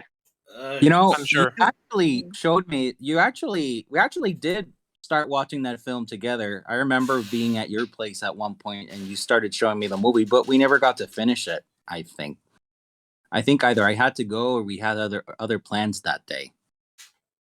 What do you think of the movie? Well, I never finished it. That was the first and only time I ever watched the film, so I have some catching up to do. Okay. Now you got a job to do. Yeah. Oh, yeah. I will say that I am one of those normies who does sometimes have trouble with international films. It's one of those reasons that I'm very dub over sub when it comes to anime. But when you do give international releases a chance, you will find some very inventive things because it's other cultures taking different approaches to entertainment. And some of it might even been influenced by Western media, as I'm pretty sure this is a solid example of, is that it's a different director, a different culture even, take on what to many would be considered a classic. And from your description, it sounds really fun and inventive. I can't. I have to agree. All right, boys and ladies, what we're going to do right now is I'm going to go ahead and pull out the top critic scores on Rotten Tomatoes, and we're going to read a couple of them and see what the criticism is on this movie, according to the top critics listed here. We're going to go with the first one here, a positive review from a Mr. Stephen Ray from the Philadelphia Inquirer. A giddy mashup of Sergio Leone's spaghetti westerns and Lucas and Spielberg's Indiana Jones romps, this guns-a-blazing widescreen Korean hit offers a nuttily staged, beautifully themed, but kind of brainless homage to old-school Hollywood. Ouch. Yeah. Brainless homage? I Brainless? differ. Brainless. I mean, Jesus Christ, dude! Like you were positive there. I know this is a 3 out of 4 film in his eyes, but it kind of feels like you slipped a little bit of a nut punch in there somewhere. It was kind of like it's kind of like he had an insult in the middle of all that praise. It's like Yeah. It was so like weird. It was like a passive aggressive response. Yeah, it's like a It was Trojan. like, It was like a Trojan. so it's not bad. It stinks. It's like he gave you a pot. It's like giving you it's like if I gave you a compliment and then I proceeded to punch you in the gut. Ooh, man. Basically. It's like I'll give you the money, then I'll hit you with a shovel. Pretty much. If you haven't seen George Lopez, this joke is gonna fly by over you. Okay. It's like okay. This next one is from Ty Burr, not Ty Burrell. Ty Burr from the Boston Globe. Goes for shallow pop instead of narrative death. It's a lot of fun before it wears you out, and it wears you out sooner than it should. 2.5 out of 4. God. Somebody really likes The Good, the Bad, and the Ugly a little too much, if you catch my drift. Yeah. He's really passionate about old westerns that nobody watches anymore because they're not fun enough. Exactly. Yeah, that's basically he's basically from the old generation who basically revere the spaghetti western almost to like a religion. Yeah. Hey man, I appreciate a good serious film every once in a while, but even now and then, I think this guy just wasn't in the mood to watch this film. It was like he was. It feels like he was given this film to review as some sort of punishment. Jesus. Well, he might have just watched it on the wrong day. You ever have one of those days where you just I have to watch this movie, but it's I'm not really in the mood, and then you watch it and you know it's a good movie, but you kind of hate it anyway? Yep. Yes. Yeah. Or I have a better suggestion. He probably did not want the assignment. He wanted to review another type of movie, like the big movie that happened. I was premiering at the time, but they gave him this, and he was like, "Really? Do I have to?" Dude, you can't do the big. We already got another guy or girl doing this one. I know you want it, but you gotta review this. I know this is off topic, but I wish they would do this for game reviews. Have the one guy that's really into the genre and knows all about the mechanics of first person shooters inside and out, and then have a casual just play, and it's it's okay. Because at least you get 2 different perspectives, because it feels like this guy isn't even giving the film a chance. It's thanks, I hate it, bye. It's pretty much that's basically this review. It's basically thanks, I hate it. I don't hate it's a good movie, but I hate it. Almost. Okay, this next one is wait. What's the name of the reviewer again? Ty Burr, like Aaron Burr, but without the Aaron. Hey, Ty Burr, sure. I just want to say sorry for roasting you here, my man. No, nothing personally, but I think you just watched this film on a bad day. Yeah, I don't think he's ever gonna watch this video. If we ever get to the level of controversy where film critics start attacking us for us attacking them indirectly, or directly, however you want to phrase all of this, that'll be the day that we actually become famous. Okay, this next one this next one is from Edward Porter from Times UK edition. These names, man. I swear to Christ. It's technically impressive and entertaining in a cinematic bubblegum way, but hardly ever varying its madcap tone, the film lost my attention. 3 out of 5. What is Did madcap? anybody like this? Apparently not. This is supposed to be a positive one, but it's a half review. It doesn't sound like a positive one. It At feels least like- not from It feels like from the everybody. description of what the movie is. It feels like everybody just got off on the wrong side of the bed when they watched this film. It's like they didn't get laid, so they just kind of went on this mood. They just kind of had a bad. They ended up watching the film in a bad mood. It's like, come on, guys, have a little bit of ice cream. Treat yourself something nice, but don't shit on the film just because you didn't get laid the day before. Come on. Or he had a bad breakup, like his girlfriend broke up with him that day, and he decided I would not be in the mood to watch a film if I had a bad breakup. Oof. Hey, If you loved Korean films. Hey, Yeah, guys, apparently these yeah. people didn't like Korean films. They don't like Korean films, period. Oh my goodness. Okay. Hey, Seb, What? would you mind if I read a negative review I found about the movie? Go ahead. Which I'm like, ouch. So this is from. Wait, hold on. Let me find it again. Sorry. Okay, here we go. This is from Robert Abel from the Los Angeles Times. Mentioned that knives, explosions, and knockabout humor have been added to taste. As vigorously stated as it all is, such as confusingly, occasionally with camera torturing flair and present stunt work, the urge to feel grows worrisome. While audience members to be included as a collective character as well, they be the tired. Jesus Christ. Okay. You know what? I'm taking all of those reviewers to a strip club, and everything's on me. I'm sorry, Kate, but these guys need to have some fun in their lives because they are deprived of it. They were deprived of it when they wrote. There's other fun besides this. Yes. Yeah, like throw darts, play hockey, play air hockey, or Go get ice cream. Exactly. Or touch something fun. Go outside and touch grass. Touch grass. Yeah. These guys don't have any fun in their lives. They were not in a fun mood to watch this film. Like, gosh dang. Okay. Imagine if someone took all of the critics who didn't like a movie they did and just took them to mini golf to lighten their mood. Okay, you know what? Yeah, Happy Gilmore style. Take them to a mini golf. Oh my god. Hold on. What's the most positive review in Rotten Tomatoes? Like, I need a 4 out of 5 at least because I'm genuinely curious. I found one. I got one.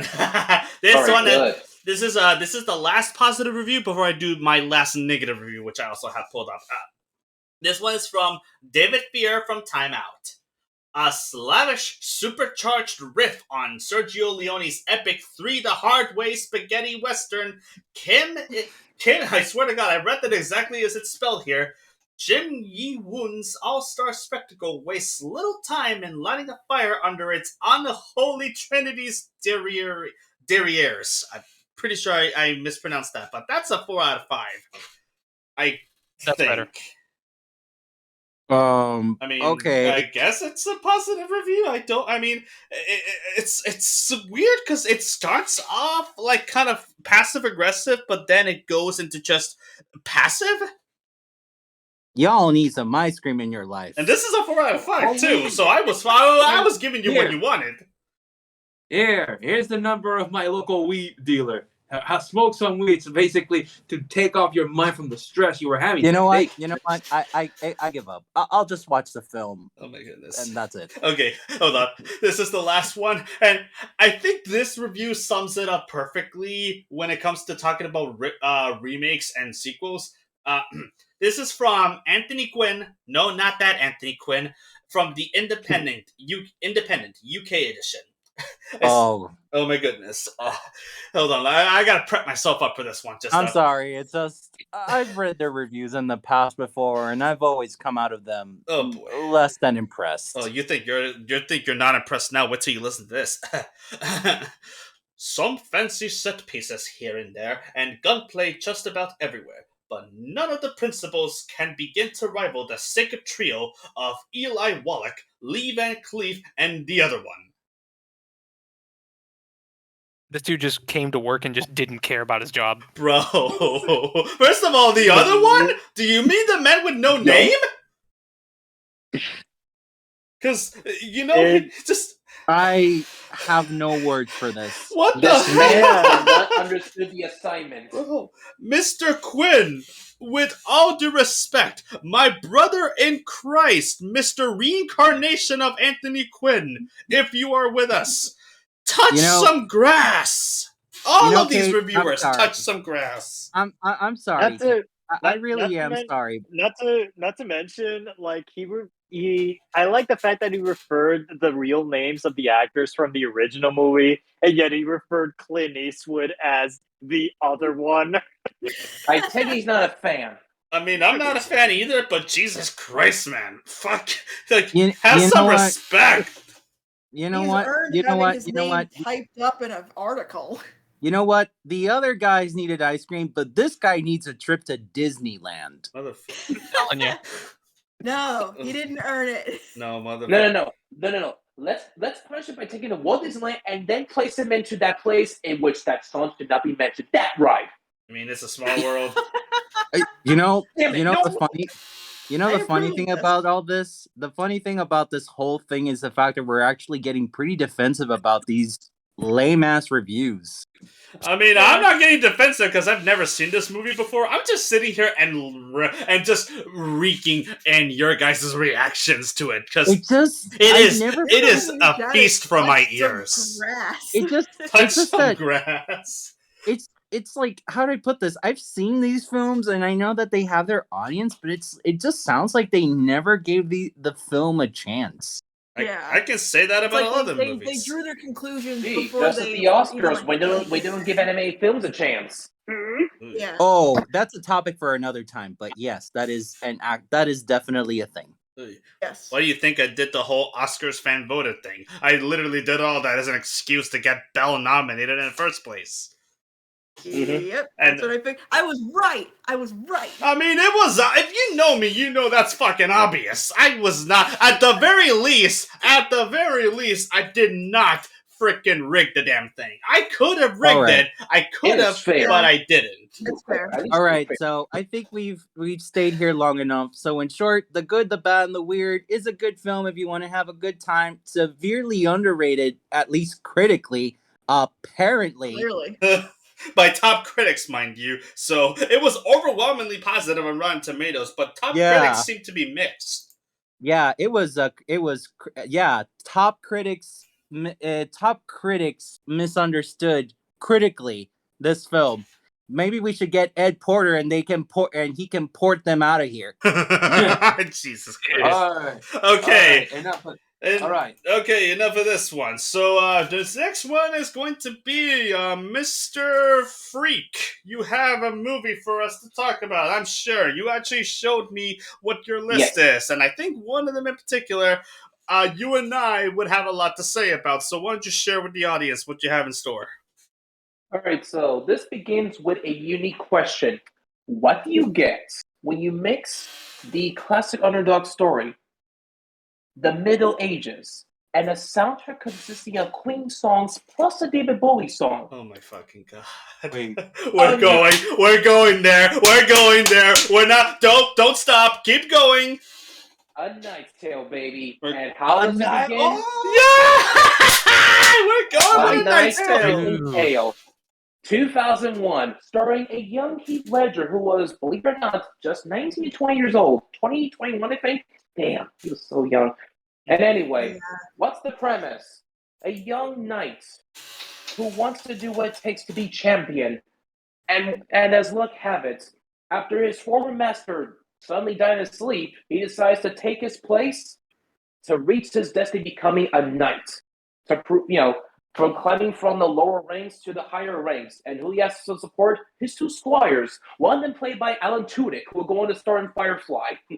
Yay, Firefly still sucks, but let's go along with that. And if I may add, it also happened to include a young, and may I mention, very, very bare-assed Paul Bettany. which was the first. Yes, believe it or not. Yes. Oh, yeah. I forgot. Paul The Bettany's black ass. Yes. Believe it or not, that was the first time I was ever introduced to Paul Bettany. With his ass literally flashing me before I could even figure out I was bisexual. It's kind of amazing to know how I turned out now. Fucking Jarvis made me gay. So yeah, this is actually the movie that introduced me to Paul Bettany, actually, believe it or not. And now, how did I come to the movie? That's the question. I don't know how. I know I never saw it in theaters, but I know eventually I got a DVD. I found it actually. I don't know. I wasn't there when we bought it. My mom introduced me to this movie. My fucking mom introduced me to this movie so many years ago. I saw the trailers. They played that song. We will. It's in the damn. I swear to God, I have the poster pulled up here. A Knight's Tale, and the tagline: "He will rock you." God damn, this movie. Okay, so let me kind of just give a little something here. I'll let you continue in a second, Gabe. But sorry, Gabe, Robert. There's too many of us here, but. Hey yo! This movie was essentially infamous for being one of the most anachronistic movies ever fucking made. Like, you watch this movie, anachronistic. That means that even though this is a movie set in the Middle Ages, there's a lot of shit in this movie that should not be there. Oh, okay. Okay, thank you. Yes, I'm talking, Sebastian. Or never mind. Sorry. Yeah, I mean, I'll let you in a second. It's just, yeah. We're talking about things like the audience in the middle of a jousting tournament, freaking clapping their legs and hands and doing "We will rough you," and we have the main character, fucking William Thatcher, I believe his name was, and William Thatcher. Yeah. And he has a symbol on his helmet, and you want to know what that symbol was? What's the symbol? The freaking Nike symbol, if I recall. Actually, that's added later on in the movie, thanks to the blacksmith, the female blacksmith. Okay, it's supposed to be her logo. Right, that's what it was. It's been forever since I've seen that, but yeah, the damn Nike symbol is in there. If I think technically, it's upside down and marked 3 times, but yes, that's my trade, and she hopes that many men would notice. Or better yet, you know when the main character has a training montage. And yes. And the song they use for that montage is the I know what you're talking about. Little Rider. Yeah, the theme song for the George Lopez song. Yes. Yeah. Yeah. The way you're describing it, it feels similar in like tone to Robin Hood Men in Tights. Yes, exactly. Except this movie was. It's like imagine Robin Hood Men in Tights if it wasn't a comedy and it was playing itself 100% straight. Is it playing itself seriously? 100%, and this was not. This was not by accident. This was all on purpose. And this is not a parody, mind you. It's not even a parody. It's when you think about it, it is the Middle Ages movie, but it has these more references from time to time for the 21st century, such as when you see a guy riding a radiant flag and everyone does the wave. Yeah. And that's the best to mention, the Nike logo. Yeah. And it helps. Seriously though, I'm with Kate on this one. Did Mel Brooks get involved in this movie somehow? No. If it was, I feel like if this movie was done with Mel Brooks in mind, it probably would have been received a lot better than it did by critics, because even though it was... You obviously are not familiar with the critical reception Mel Brooks had later in his career. Oh, I know, but... Especially in the 90s. Oh, God. In the 90s. Yeah, that's when he was losing quality. Like, his quality just went... Like, I don't think he ever legitimately lost quality. I even like his... I don't either. Like, I even like his shitty movies. Like, I love Dracula Dead and loving it. But, me too. That one's so good. Oh, my God. Oh, my God. I need to watch it. But, oh, my goodness. Like, this movie is just... It's a joy to sit through and watch. Like, if you want a dumb, fun, medieval romp, and you don't want to watch Martin Lawrence make an ass out of himself like I did watching The Black Knight. God damn it. That movie sucked and will suck. Don't ask me how I discovered this. Let's just say my grandfather had a lot of DVDs and I saw the cover and I thought, Okay, I don't know why. I want to watch this now. And that's all I'm going to say. But with A Knight's Tale, my mom would not shut up about this because I swear to God, even though she never said it specifically, I know that woman has a crush on Heath Ledger before he died. Everybody had a crush on Heath Ledger there, man. He was like the hot thing back in the day. Oh, good. Yeah, 10 Things I Hate About You. 10 Things I Hate About You is one of my favorites. But this was beef. This is post 10 Things I Hate About You. This is back when 10 Things I Hate About You gave him a career, and A Knight's Tale was basically proof that he can do whatever the fuck he wanted, and he would still be a big bankable star. Yeah, but also the fact that this is clearly a 2000s movie, man. This was clearly made for millennials. This is an MTV movie, in my opinion. This felt like an MTV film, but the fact that it took itself the iconic musical number featuring the song from David Bowie, "Golden Lips." That scene is still a fantastic scene. Even though everyone knows the choreography, even though William said, "This is from my made-up hometown. This is the dance from my made-up country." And then everyone suddenly knows the steps. Actually, hold on. Robert, there is a reason for why this movie has so many anachronistic bullshit happening on it. And this is actually a quote from the director himself. As he stated, and I quote, "I used anachronism to convey to the modern audience the different social hierarchies represented in the movie." Okay. I mean, okay, first of all, bro, I get that you went to film school, but can you tone down the pretension? Number one. Number two, I would have never thought about this unless I read that just now. Because looking at this movie and not having this knowledge in your mind, this is basically a film that basically acted as medieval fanfiction, if you want to call it. It's a good medieval fan fiction. It's entertaining medieval fan fiction, but it's basically the equivalent of reading a fan fiction based on one of your favorite stories, and then one of them suddenly talks about getting a brand new iPhone. It takes you out of it. But with A Knight's Tale, it does the opposite. It kind of keeps you engaged. Probably because Yes, I'm sorry. I wish I was a fly on the wall when, I don't know, the director was having a meeting with the executives and they were screening the movie, and they were, after finishing the movie, they would have to be like very shocked or feel like, okay, and keep in mind, this was, when did this movie came out? 2001. It came out. 2001. It came out. And this was at the height of medieval epic movies like Braveheart and Gladiator, where they took it seriously. And you do a movie like this. That at the time, that must have been really risky. Oh my goodness! Not to mention, if I'm not mistaken, A Knight's Tale came out just a few. Hold on, let me look something up here. No, keep going, and I agree 100% there. But another big problem, which I think you can kind of get into here, is this movie was also kind of released at the wrong place. Actually, no, you know what? No, it was actually released before this. Okay, I don't have to talk about 9/11 then. Yay! Yeah, this was released on May. This was released on May 2001. Thank God! Wow. Oh my God! Oh shit! I didn't even realize. Berenice Bejoux from The Artist was in this movie. I completely forgot. Yeah, and I also had the female lead. Her name Sharon Salzman. What was her name again? Sharon Salzman. This was actually her debut role. Her debut, and she appeared in a lot of movies with Heath Ledger. She was also in the comedy 40 Days and 40 Nights with Josh Hartnett. Oh, and then. You remember that movie, Robert? Yeah, I remember bits. I saw her. Believe it or not, she's still working. She was also in the short-lived series Wayward Pines on Fox. She played a villain in one of the later seasons of Sleepy Hollow, which I highly recommend.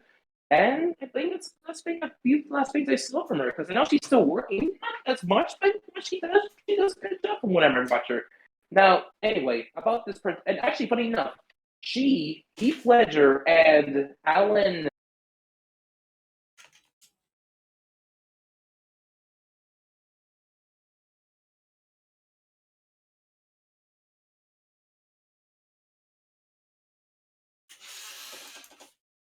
Holy. Who?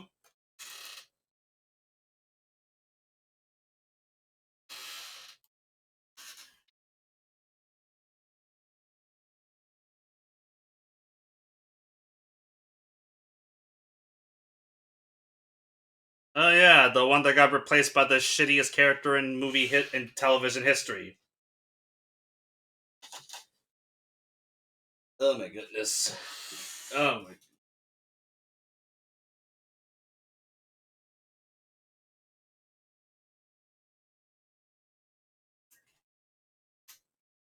Oh my god, I love that movie. Wait a minute, he also worked on Mystic River. What? He wrote Mystic River! Holy crap, really? Motherfucker, I did not know that. That film is awesome. It's one of the few Clint Eastwood movies that I actually think is good. Oh my god. Brian Heidelgard. Helgeland. Good lord. Oh my god, we both suck at saying names.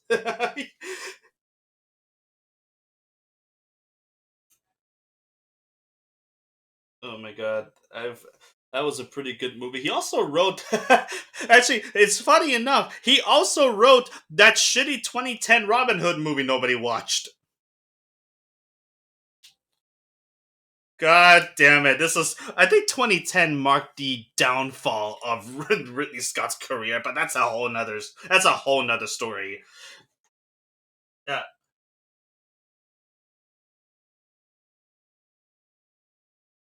God, that movie! I fucking remember this. I only saw trailers for this, but it never got released in Puerto. Actually, no, it did get released. I think I made an excuse to go watch this movie, but I ended up watching something completely different instead. He also wrote The Postman. He wrote The Postman, and he won the Golden Raspberry Award for Worst Screenplay.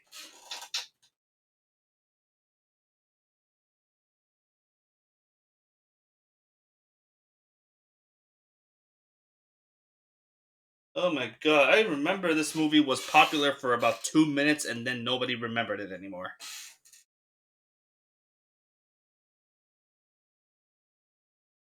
Oh my god. And, okay, going back to A Knight's Tale though,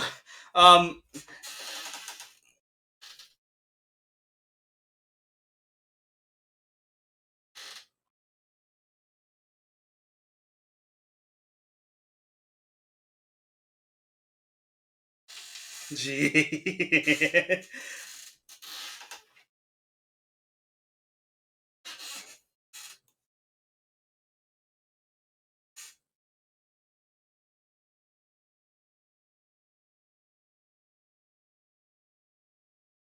Oh my goodness.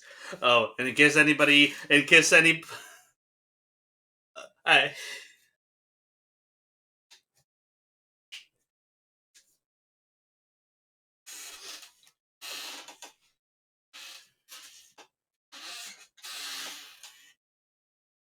And you're like, damn it, that's a damn good letter. oh my goodness.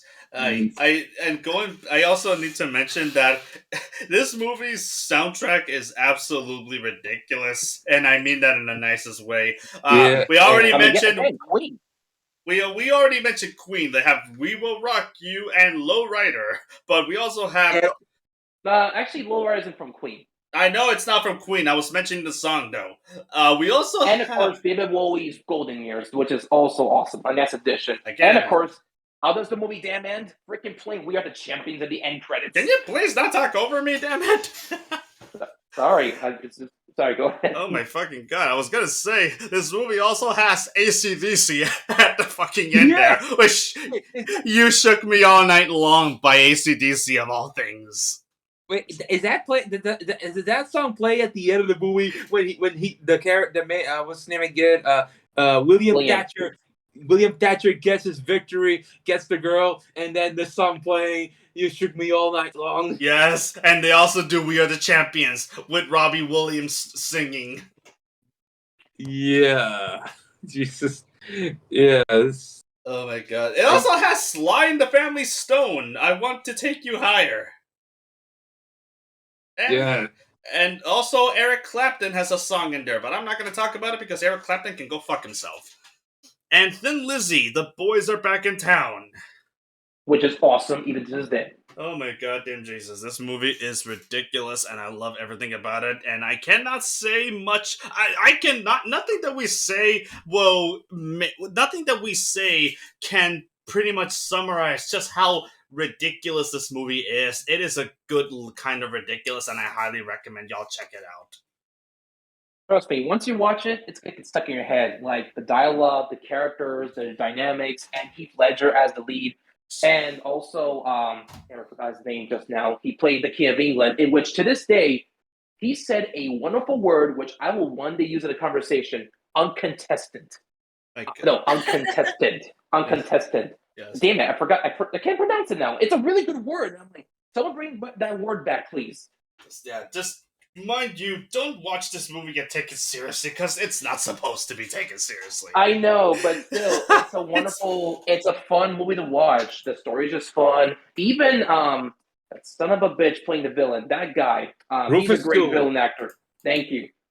He knows how to play villains every single time. Never disappoints. Yeah. Sadly, that's all he's been doing in his career. Always been typecasted as a villain. I mean, hey, if you're good at one thing and it keeps bringing money, why the hell do anything different?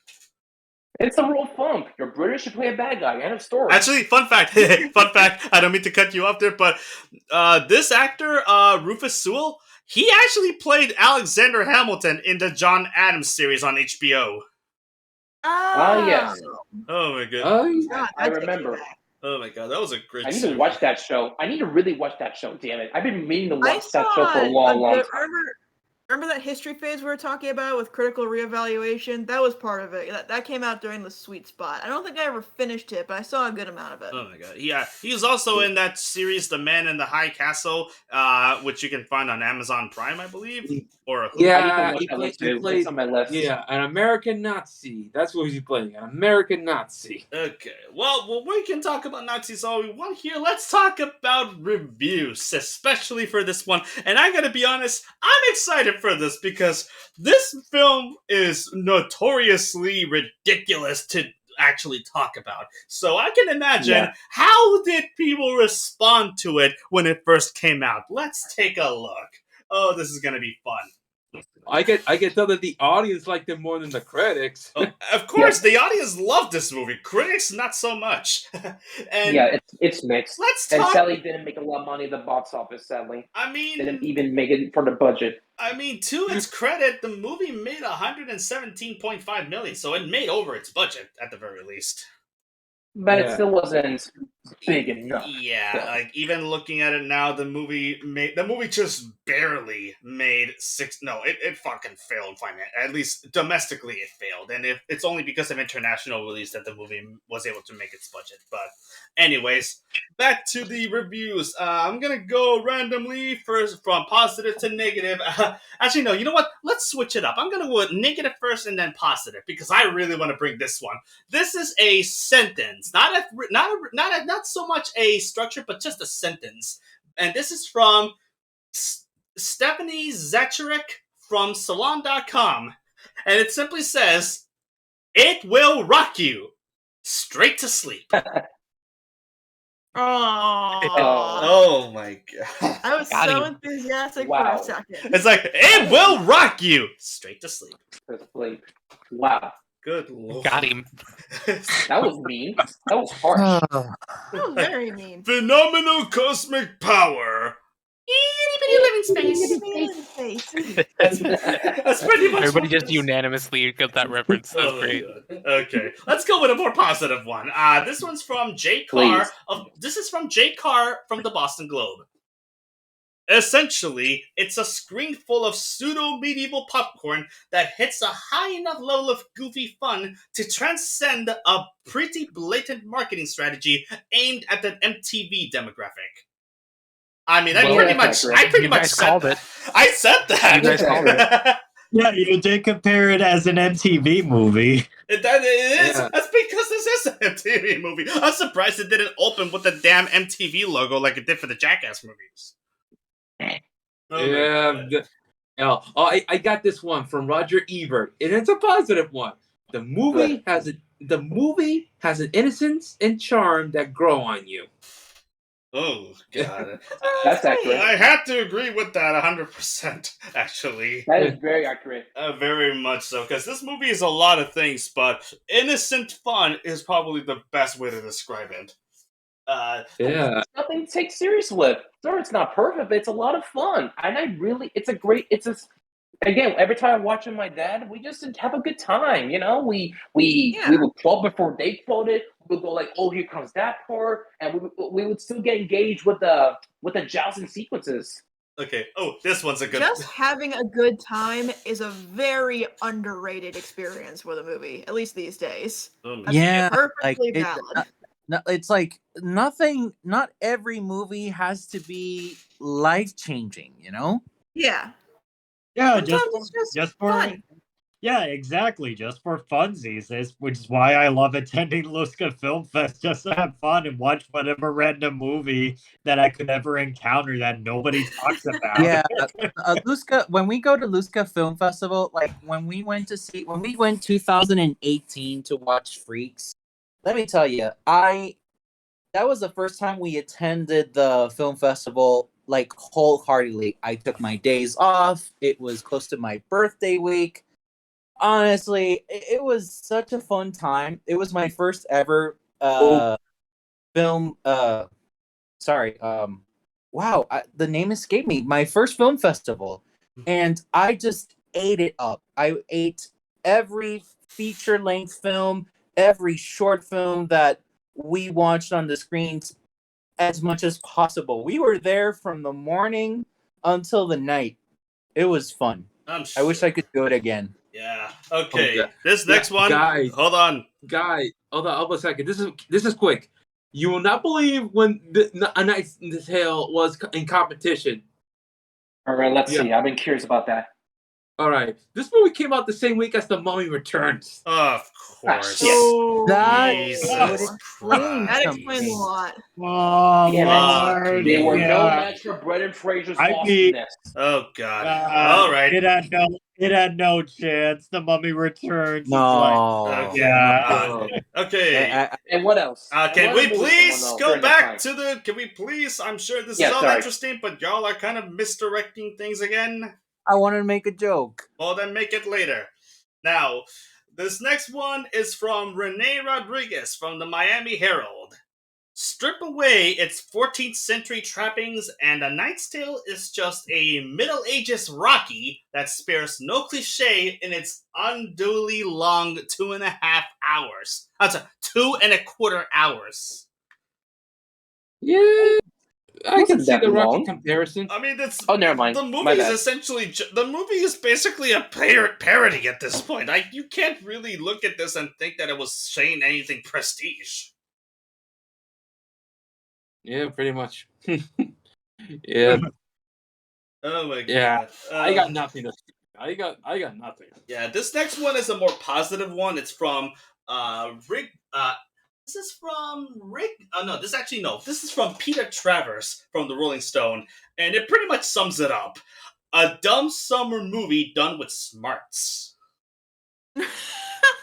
No, I'll take that. I mean, I love that at first glance you would description. think it's dumb, but it's actually much more wittier than you think. It has its wit and its I heart. gotta remember that. I'm totally feeling that. Personally, I find, here's a thing I gotta ask myself sometimes. Like, when people make these sort of films and they get this reception, was that like the intention, or did they honestly make this film with everything that they had and it still came out like that? I mean, the movie was made the way that it was on purpose, so you gotta take with that what you can.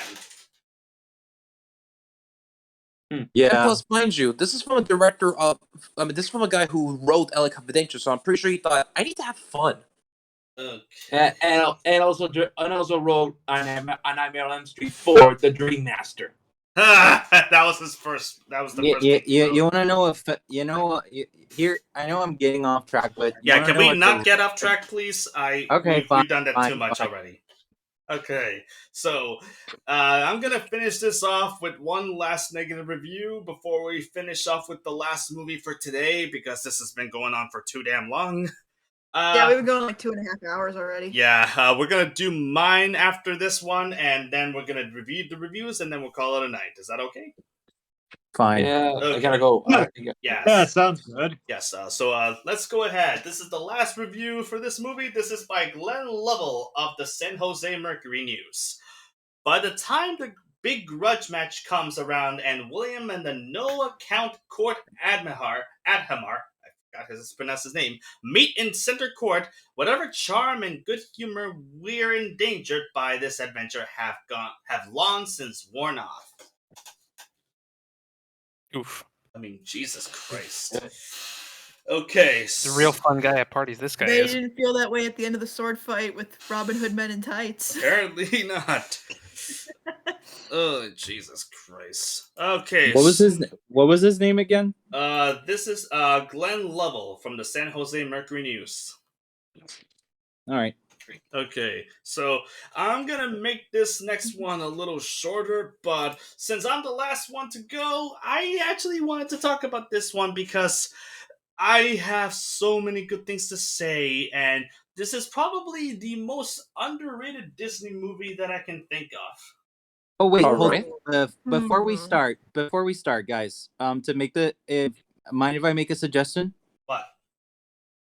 Let's give Seb at least 10 minutes to talk about his thing, and once he's done, when he says that he's done talking about and listing the things that he likes and that he didn't like, then we can start the discussion, if that's okay. All right. That's fine with me, but I will still probably react whenever he says what it is. Yeah, And that's fine. Yeah, you can react all you want. That's perfectly fine. Okay, so this film in particular also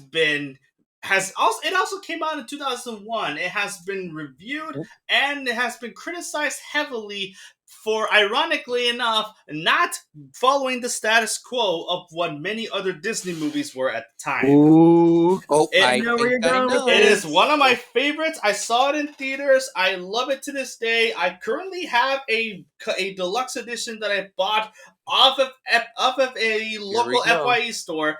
I want it to be remade in live action sometime in the future before the next animated movie that does not need to be fucking remade into live action gets made. But I'm going to be talking about Atlantis: The Lost Empire. Esto. Yes. Yeah, that's right. It deserves more love, damn it. This- It deserves more love. Amen. I'm going to say this, and I'm going to say it very, very heartily so that everybody listening can understand what I'm saying. If you want a perfect example of how to make a great swashbuckling adventure and have it be done in a way that can be enjoyed by kids and adults, this is the best way to do it if you want to let Disney handle it. This movie is absolutely incredible. Everything from the animation to the voice acting to the fucking music that they use. Oh my god, the music. I can talk forever about the goddamn music for this movie. Yeah. But the most impressive thing about this is actually how crazy mature the film treats itself. It's okay, so for those of you who have never seen Atlantis: The Lost Empire, the movie is about a young archaeologist named Milo, played by Michael J. Fox. Yes, Michael J. Fox, who has been trying to uncover the lost secrets of Atlantis ever since his father, who was also an archaeologist, ended up uncovering lots of stuff about it and wanted to know more about it when he was still alive. Actually, no. It was actually his grandfather. Okay, that's right, grandfather. It's been forever since I've seen it. It's been a while since I've seen it, but yes. So he finally gets a chance to continue his research after a wealthy old man funds the what do you call this? Basically, ends up funding the expedition of a lifetime and brings him on board as an advisor and as an archaeologist who knows the whereabouts of everything around Atlantis. The world of Atlantis is real in this universe, and not only is it real, it has its own language, which was actually handcrafted from scratch for this particular film. So it has its very own Atlantean language made specifically for it, and we get to see how this movie essentially deals into their world, their culture that was specifically made for this particular film. I don't know if this follows any existing mythology, I will admit, but the mythology that this movie makes for Atlantis is absolutely incredible. And the journey to get to it is a perilous journey filled with mysterious mysteries, monstrous nightmares, a goddamn Leviathan. Which let me tell you, I've played Subnautica. The Leviathans in those games pale in comparison to the fucking Leviathan from Atlantis: The Lost Empire. If they modded the game with that version of the Leviathan, I would have been scared shitless. And we see bodies dropping, we see explosions, people dying left and right, and it takes itself seriously. It has the occasional joke in there, but the comedy doesn't come from dumb, cheap jokes. It comes from how wonderful these characters are and how riddled with personality all of them are. And this movie has a bunch of them. And I love every ounce of this movie. I love everything that this movie has to offer. Even the dumbest of things, I still find enjoyment in them. Okay. Even the guy with the explosion expert. That guy is my favorite character in all of Disney history, just because he has the best lines. I am not surprised. He has the best lines in the entire movie. Every time he mentions nitroglycerin. All this dialogue was improvised. I am not shocked at all. I am not surprised. Anything about the climax?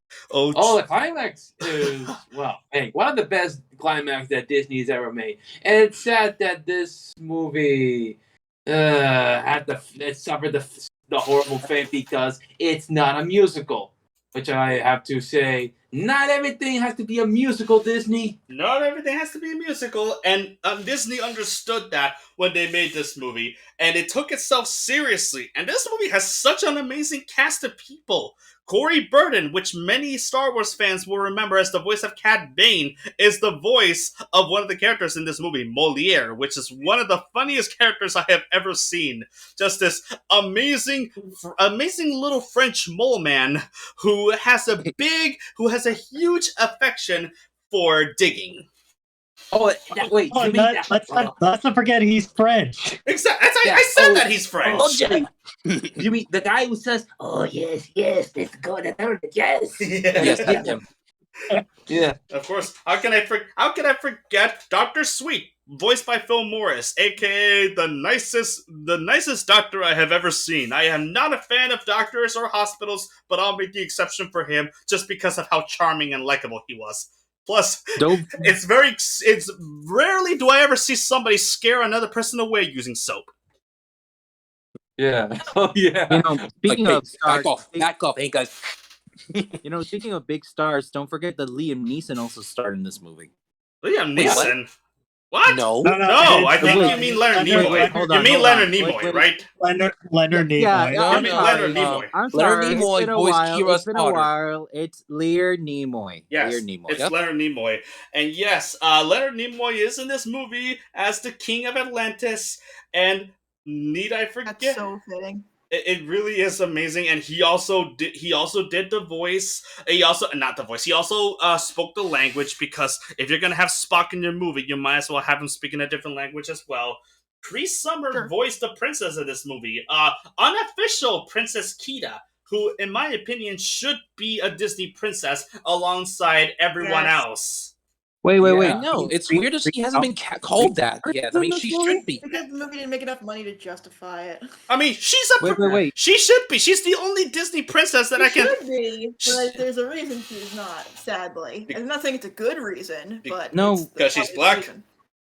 Is it? No. Wait.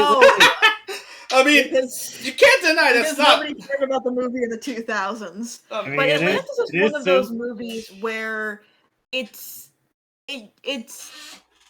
popular that it's underrated. You know what I mean? Yeah. Like, every now and then there'll be a conversation that comes out about Atlantis of like, oh my god, that movie needs more love. And whenever you hear someone talk about it, it's always like, with a barrage of other people being like, "Oh my god, yes, I love that movie too." So it definitely has an audience. It has It just wasn't there at the time. It has an audience, but unlike the Iron Giant, where it had an audience that spoke so highly of it to the point where it no longer is considered an underrated movie, the same love cannot like yours truly here. Yes, well, the same cannot really be said about this one. Even though many people still speak highly of it, it's still a movie that is often slept on because it's such a diamond in the rough, and not a lot of people really even talk about it, even in passing.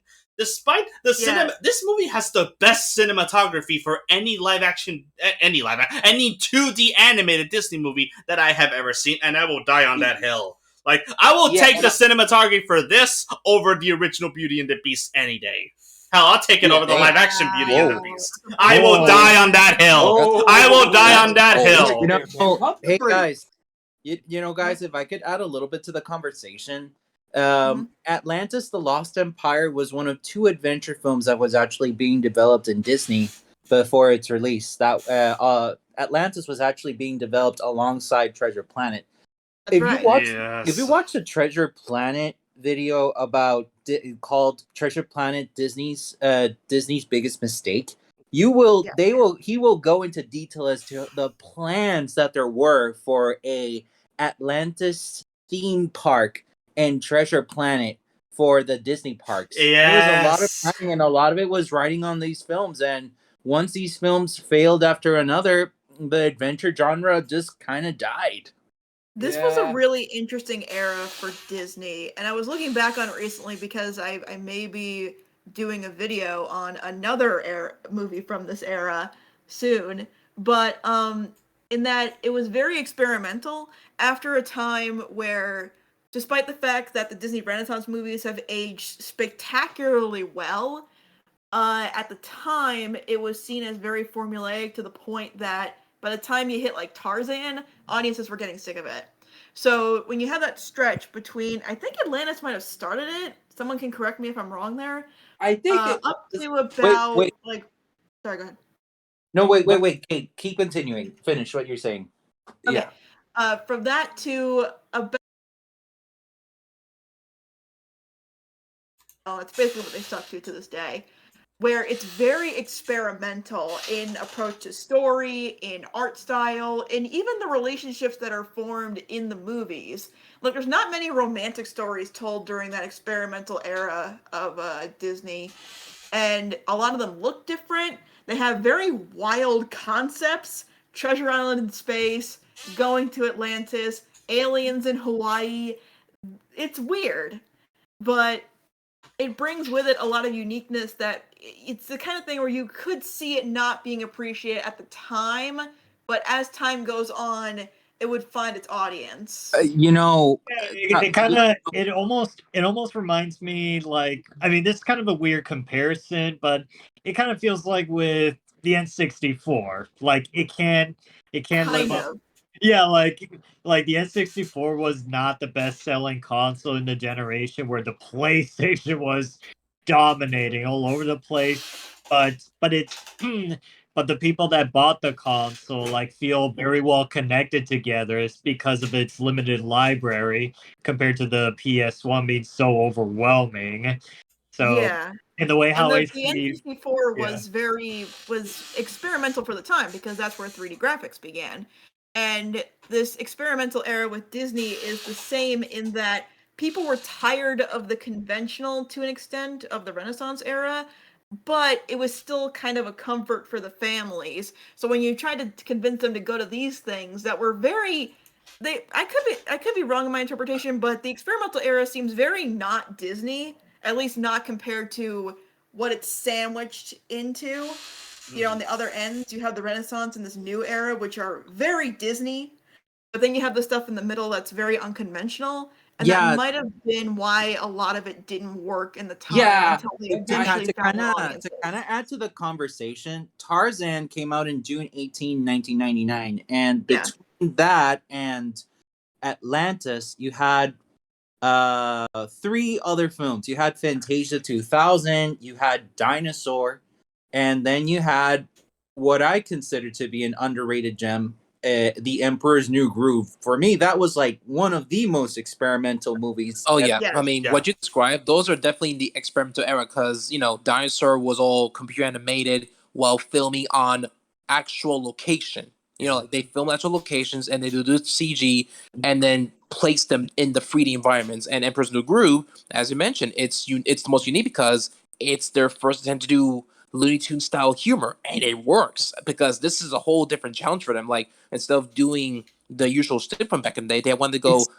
be witty, be fast paced, Yeah. be a This- body Groove- comedy. This Arguably movie the most had 6 Disney film different that was ever versions of made. it. Yeah, despite the fact that they're all very cinematic movies, I'd argue, even stuff like Brother Bear and other things, which I personally really like. I don't think it found its ultimate dedicated fan bases when they were released in theaters. Let me ask you this, Sebastian: How did you first see Atlantis: The Lost Empire? I watched it when it first came out in theaters. I watched it with my stepfather at the time. Okay, this is a bad example then. I'm kind of in the same boat as Seb here because I did watch it when it was like coming out in theaters, and because I was only into it because I thought it looked so cool, especially with the ships and I the film. It just looked actually so cool. went to the Saturday premiere. It was very during the Oh, day. wow. They were giving out. Yeah, it's like I know it was a premiere because when you have a premiere, they have like these special pamphlets in which like they kind of like photocopy a pamphlet, and it's all black ink, and it was on a blue paper. I remember Aw. I remember that. So it was, I mean, it's kind of cheap, but it was very unique for its time. Yeah. And the other thing is that when you went to I watched the Spanish stuff, but when you went to the movie, they gave you like this special book that actually contained the language of Atlantis and I how you remember could write that. yeah, it was like there's a name for it, but it's like you could decipher the language of Atlantis and actually write your own. Yes. Yeah, yes, I- that. Oh my goodness. I watched the movie when I think it was either the Toy Story VHS or I think I had a Disney movie on VHS that had the opening scene of the movie where it's all ocean and then boom, there's a laser coming hitting at that ocean and it turns into a tsunami. Honestly, I think that film did much better in home video release. Otherwise, That's we what would have I was not trying to get had across a a. minute ago. Yes. Like because this, a Otherwise, lot we of would have movies not in this had era a. did We just would have not that had because- a. I'm sorry. I was just gonna say that it did. I probably did well in home release because it would have not had a sequel otherwise. Yeah, and also Yeah. It's like can I say this? Like Seb mentioned with the Iron Giant, it did in home video releases, and the word kept spreading out is what made the film at least a hit to a point where we did get a sequel, though in a form of We do a not suit talk of about Twilight. the sequel. We're gonna. Like, Milo's Return. Yeah, and Wouldn't also the world of Atlantis make for an awesome TV show? I mean, I feel Well, like that was we the lost an intention. Milo's opportunity there. Return is basically the first few episodes Yeah. like tied up into a movie, and let's be honest, the animation quality is what made people turned off, and that the mysteries were interesting in paper, but execution wise, different story. If you ask me personally, based on what I've read, the what's in Milo's Return was basically like the first pilot episodes Yes. for the For the TV show, and the final episode where Atlantis rises up from the sea and comes back to the actual world was like the planned finale. At least that's what it felt like to me. Well, yeah, now that I think about it, because now that you mention it. I also want to point out. with I also want to. Yes, you were saying, Luis. Yeah, guys, Disney had that weird pseudo trend to make these so-called sequel home video releases where they're like, yeah, at first they can be like fully fledged home video feature-length films, but then they gave us like these pilot episodes just compile into one film. I'll still take them over the live-action remix, personally. I also gotta point. Wait a minute, hold on. There's still a few good. I also hold on. Let Sebastian talk. Let him Yes. talk. Go ahead. Yes. Go ahead. I'm gonna because this is going on way too long, and I don't want to hear anybody bitching and moaning about the live action movies. I will say one more thing before I get to probably my last thing about this film is this is, as far as I'm aware, the only Disney movie to feature a Puerto Rican character in their cast. Oh, I know what you're talking yeah. about. Yes. Her. Yeah, Audrey Ramirez is Puerto Rican. I have looked it up, and I have confirmed that she is indeed Puerto Rican. It's also possible There's one other, right? That can't be right. as far as I'm aware, she's the only one, and she was voiced by Michelle. If I recall, who voiced her in this movie? I forget her name. I'll look it up. I'm looking it up. Oh no, Jacqueline Obrador. I think I know that name for some.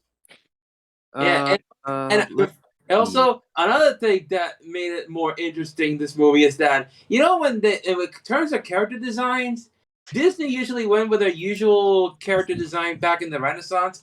This time, sorry. I looked up the name. It's Jacqueline Obradors. The Obradors, yeah. Yes.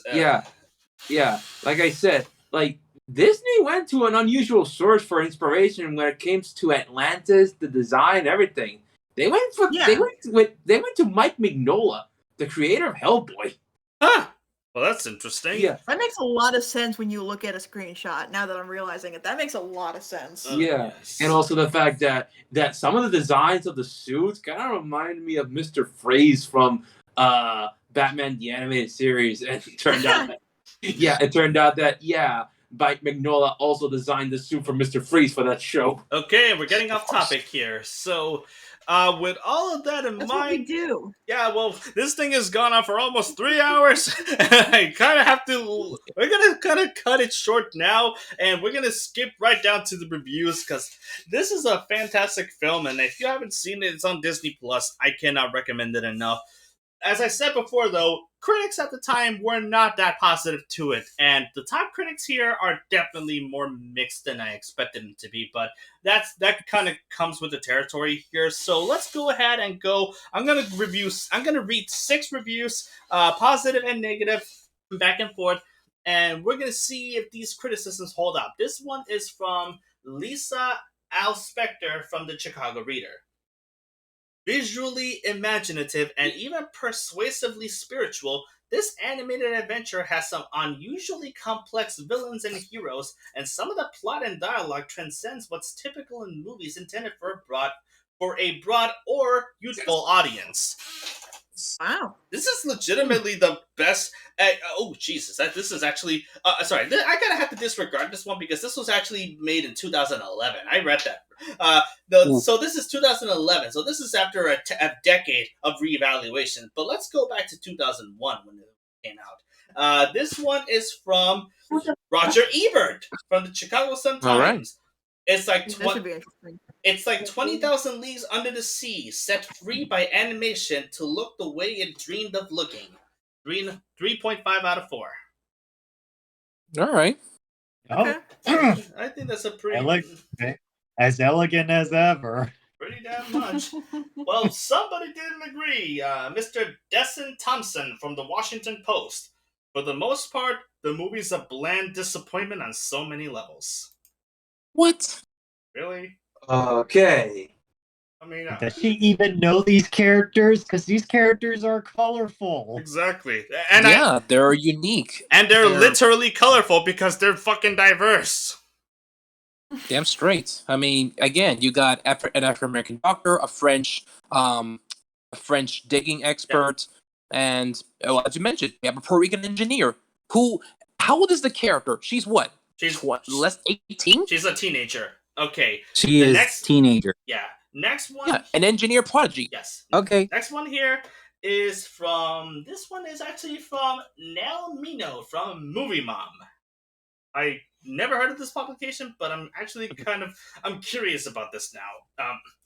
The movie does a good job of showing an interracial cast working well together, and there are both male and female good guys and bad guys. And that's true. Wow. This movie has a diverse cast of good and bad characters. I mean, like, it's actually kind of refreshing to see female villains as well. Yeah, and that It is is, yeah. true. I keep forgetting. Yeah, that agent. Wait a minute. Let me refresh the female villains. We had several: Ursula, Maleficent. Robert, stick to the. Yes. Sorry. Anyways, next one here. I'm sorry, you were saying, Luis? Yeah, and Rourke, which Rourke was a pretty threatening villain. Now, granted, his motivation may not be perfect, but yeah, he was threatening enough for me to say, nope, you don't want to fuck with him. No. Yeah. Wait, you talking about Rourke? You said Ward or Rourke? I said Rourke. Yeah, voiced by James Garner. Yep. Okay. And now this next one is from Bruce Westbrook from Houston Chronicle. Its visuals are executed skillfully. It takes time to develop characters, and its voice cast has personality. But in today's context of broadened animation appeals, Atlantis seems as stale as uncirculated submarine air? Wow. I'm sorry, did you not see this movie? This film was what? You know what I'm realizing? I realize what he means by the broad approach. This is the same year Shrek came out. Yep. Yeah, and it had very hard competition. And as you put out, and as Kate, as you put it out with the experimental phase of Disney, this was also at the time when animation started to become stale to the broader audience's perspective, which is why you were Pixar, you were fighting really hard for full audience appeal.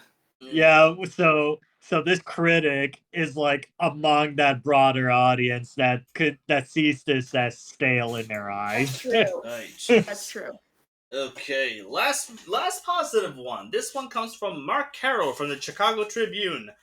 Mostly a well-told, vividly imagined movie that doesn't pretend to be more than it is and doesn't lean on pop culture references to win over its viewers. Okay. I feel like that was... Is that an argument Shrek? Yeah, I was thinking that. It's like, is this an argument? Is this basically comparing it positively against Shrek? Yeah, this is a person who liked this movie but didn't like Shrek. I mean... Yeah, I get that feeling too. Fucking Christ. I want to emphasize before that, like, you can like both of them perfectly fine. It's just an interesting juxtaposition to remember about the time the movie came out. Oh my goodness. Okay, I just wanted to say that before we got comments. Oh no, I agree. Okay, okay, I think this negative review kind of sums up a bit of... It kind of sums up a big deal with the way that they were looking at this movie at the time. This is from Desmond Ryan from the Philadelphia Inquirer. Lacks the confidence and assurance that have been the hallmark of the spectacular successes of the Disney animation renaissance in the last decade. My brother in Christ. What does it mean? I disagree wholeheartedly. Like, I don't even get what they mean. I don't get what it means either. At the very least, I wasn't mean to the last critic, but this one, I'm gonna roast him right here, right now. I'm gonna say this. Have you seen the language, the design, the cool action, the characters? Oh what no! movie were you watching? A lot of planning went into this film, and Treasure Planet, as I mentioned before, there were big plans for both of these two films. It was supposed to be the beginning of the beginning of the Disney adventure films, the ones that would move away from the Disney genre. It never happened. This film alone was competing against the likes of Shrek and, believe it or not, Lara Croft Tomb Raider. Yes. Wow. Oh my goodness. It got decimated at the box office. Jesus. That was also a thing at this time with Disney, and it's why I think theatrical release isn't really what kept up its generational appeal that they've all developed, is that they always pitted them against the toughest things. Like, it feels like you either have too much confidence or not enough confidence in your movies to keep pitting them against the biggest blockbusters or highest acclaimed things out at the time. Well, especially freaking Shrek of all things. Well, there's two answers to that question, Kate. Unfortunately, the creators were very confident in their film. Unfortunately, Disney didn't think otherwise. Yeah, exactly. Unfortunately, Yeah. so. And let's not forget who composed the score for this film. James Newton Howard. Yeah, that. Yeah. Oof. I mean, heck, talk about a 2 winning streak. I mean, before this, he also worked on another score for Disney. Was it Dinosaur? I think it was yes. Oh, Dinosaur. No wonder I remember the score for that movie too. Oh my goodness. So, Okay. any final words? Well, I just have to say this was definitely worth the wait, and I'm glad I got to have all of you present in it. How did you guys feel about this week's episode? I've got a lot more blast. things to add to my to-watch list. It was educational. I appreciate it. Yeah, same And here. at least now I have some more movies to watch to look forward to. So thank you for recommendations. I wish I could. I wish I could say more because there's a lot I could say about Atlantis. Definitely. Oh yeah, there still is. Yes. Well, I mean, we could always do a volume 2. Definitely. Yeah, we can always do a volume 2 because I wanted to talk about another movie, but because of time constraints, That's for the another problem time. with like 7 of us in here who are very passionate and talkative is that especially movies we don't get to talk about much, is that it doesn't leave room for a whole lot of them. Oh, don't you worry. We will do another underrated gems video later in the future. For next week's episode, though, I'm gonna go ahead and we're gonna stop talking about, since we talked so much about critics this week, I think it's time we talked about probably one of the more infamous film critics ever. You guys probably don't know who this is, but after this week's episode, you are never gonna forget who it is. Ladies and gentlemen, next week we are going to be talking about the man, the myth, the legend, the internet troll or savior, however you look at it. We're going to look at the amazingness and the craziness of Mr. Armand White. Oh, okay, that wasn't going where I thought. Oh, okay. I thought he was going to say Doug Walker. Yeah, I immediately remembered when I thought he was. No, guys, I did you not hear what I said? I said critic, not baboon.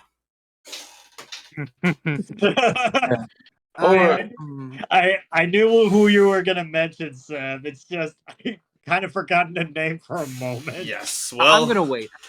Yeah, no, okay, so for all of you guys out there I think this is pretty much it. That about wraps it up for today. Thank you so much for listening to us, and before we sign out, I'd like to give a special shout out to our patrons, Wait in the Wings, Abigail Verzella, Chelsea A. Crandall, and Kate from KateCast Reviews. If you like what we do here and would love to see more, then check out our YouTube channel for reviews, video essays, let's plays, and more. And if you want to help us keep the lights on in this scorching desert that we're currently living under, then check out our Patreon page for bonus content and exclusive rewards.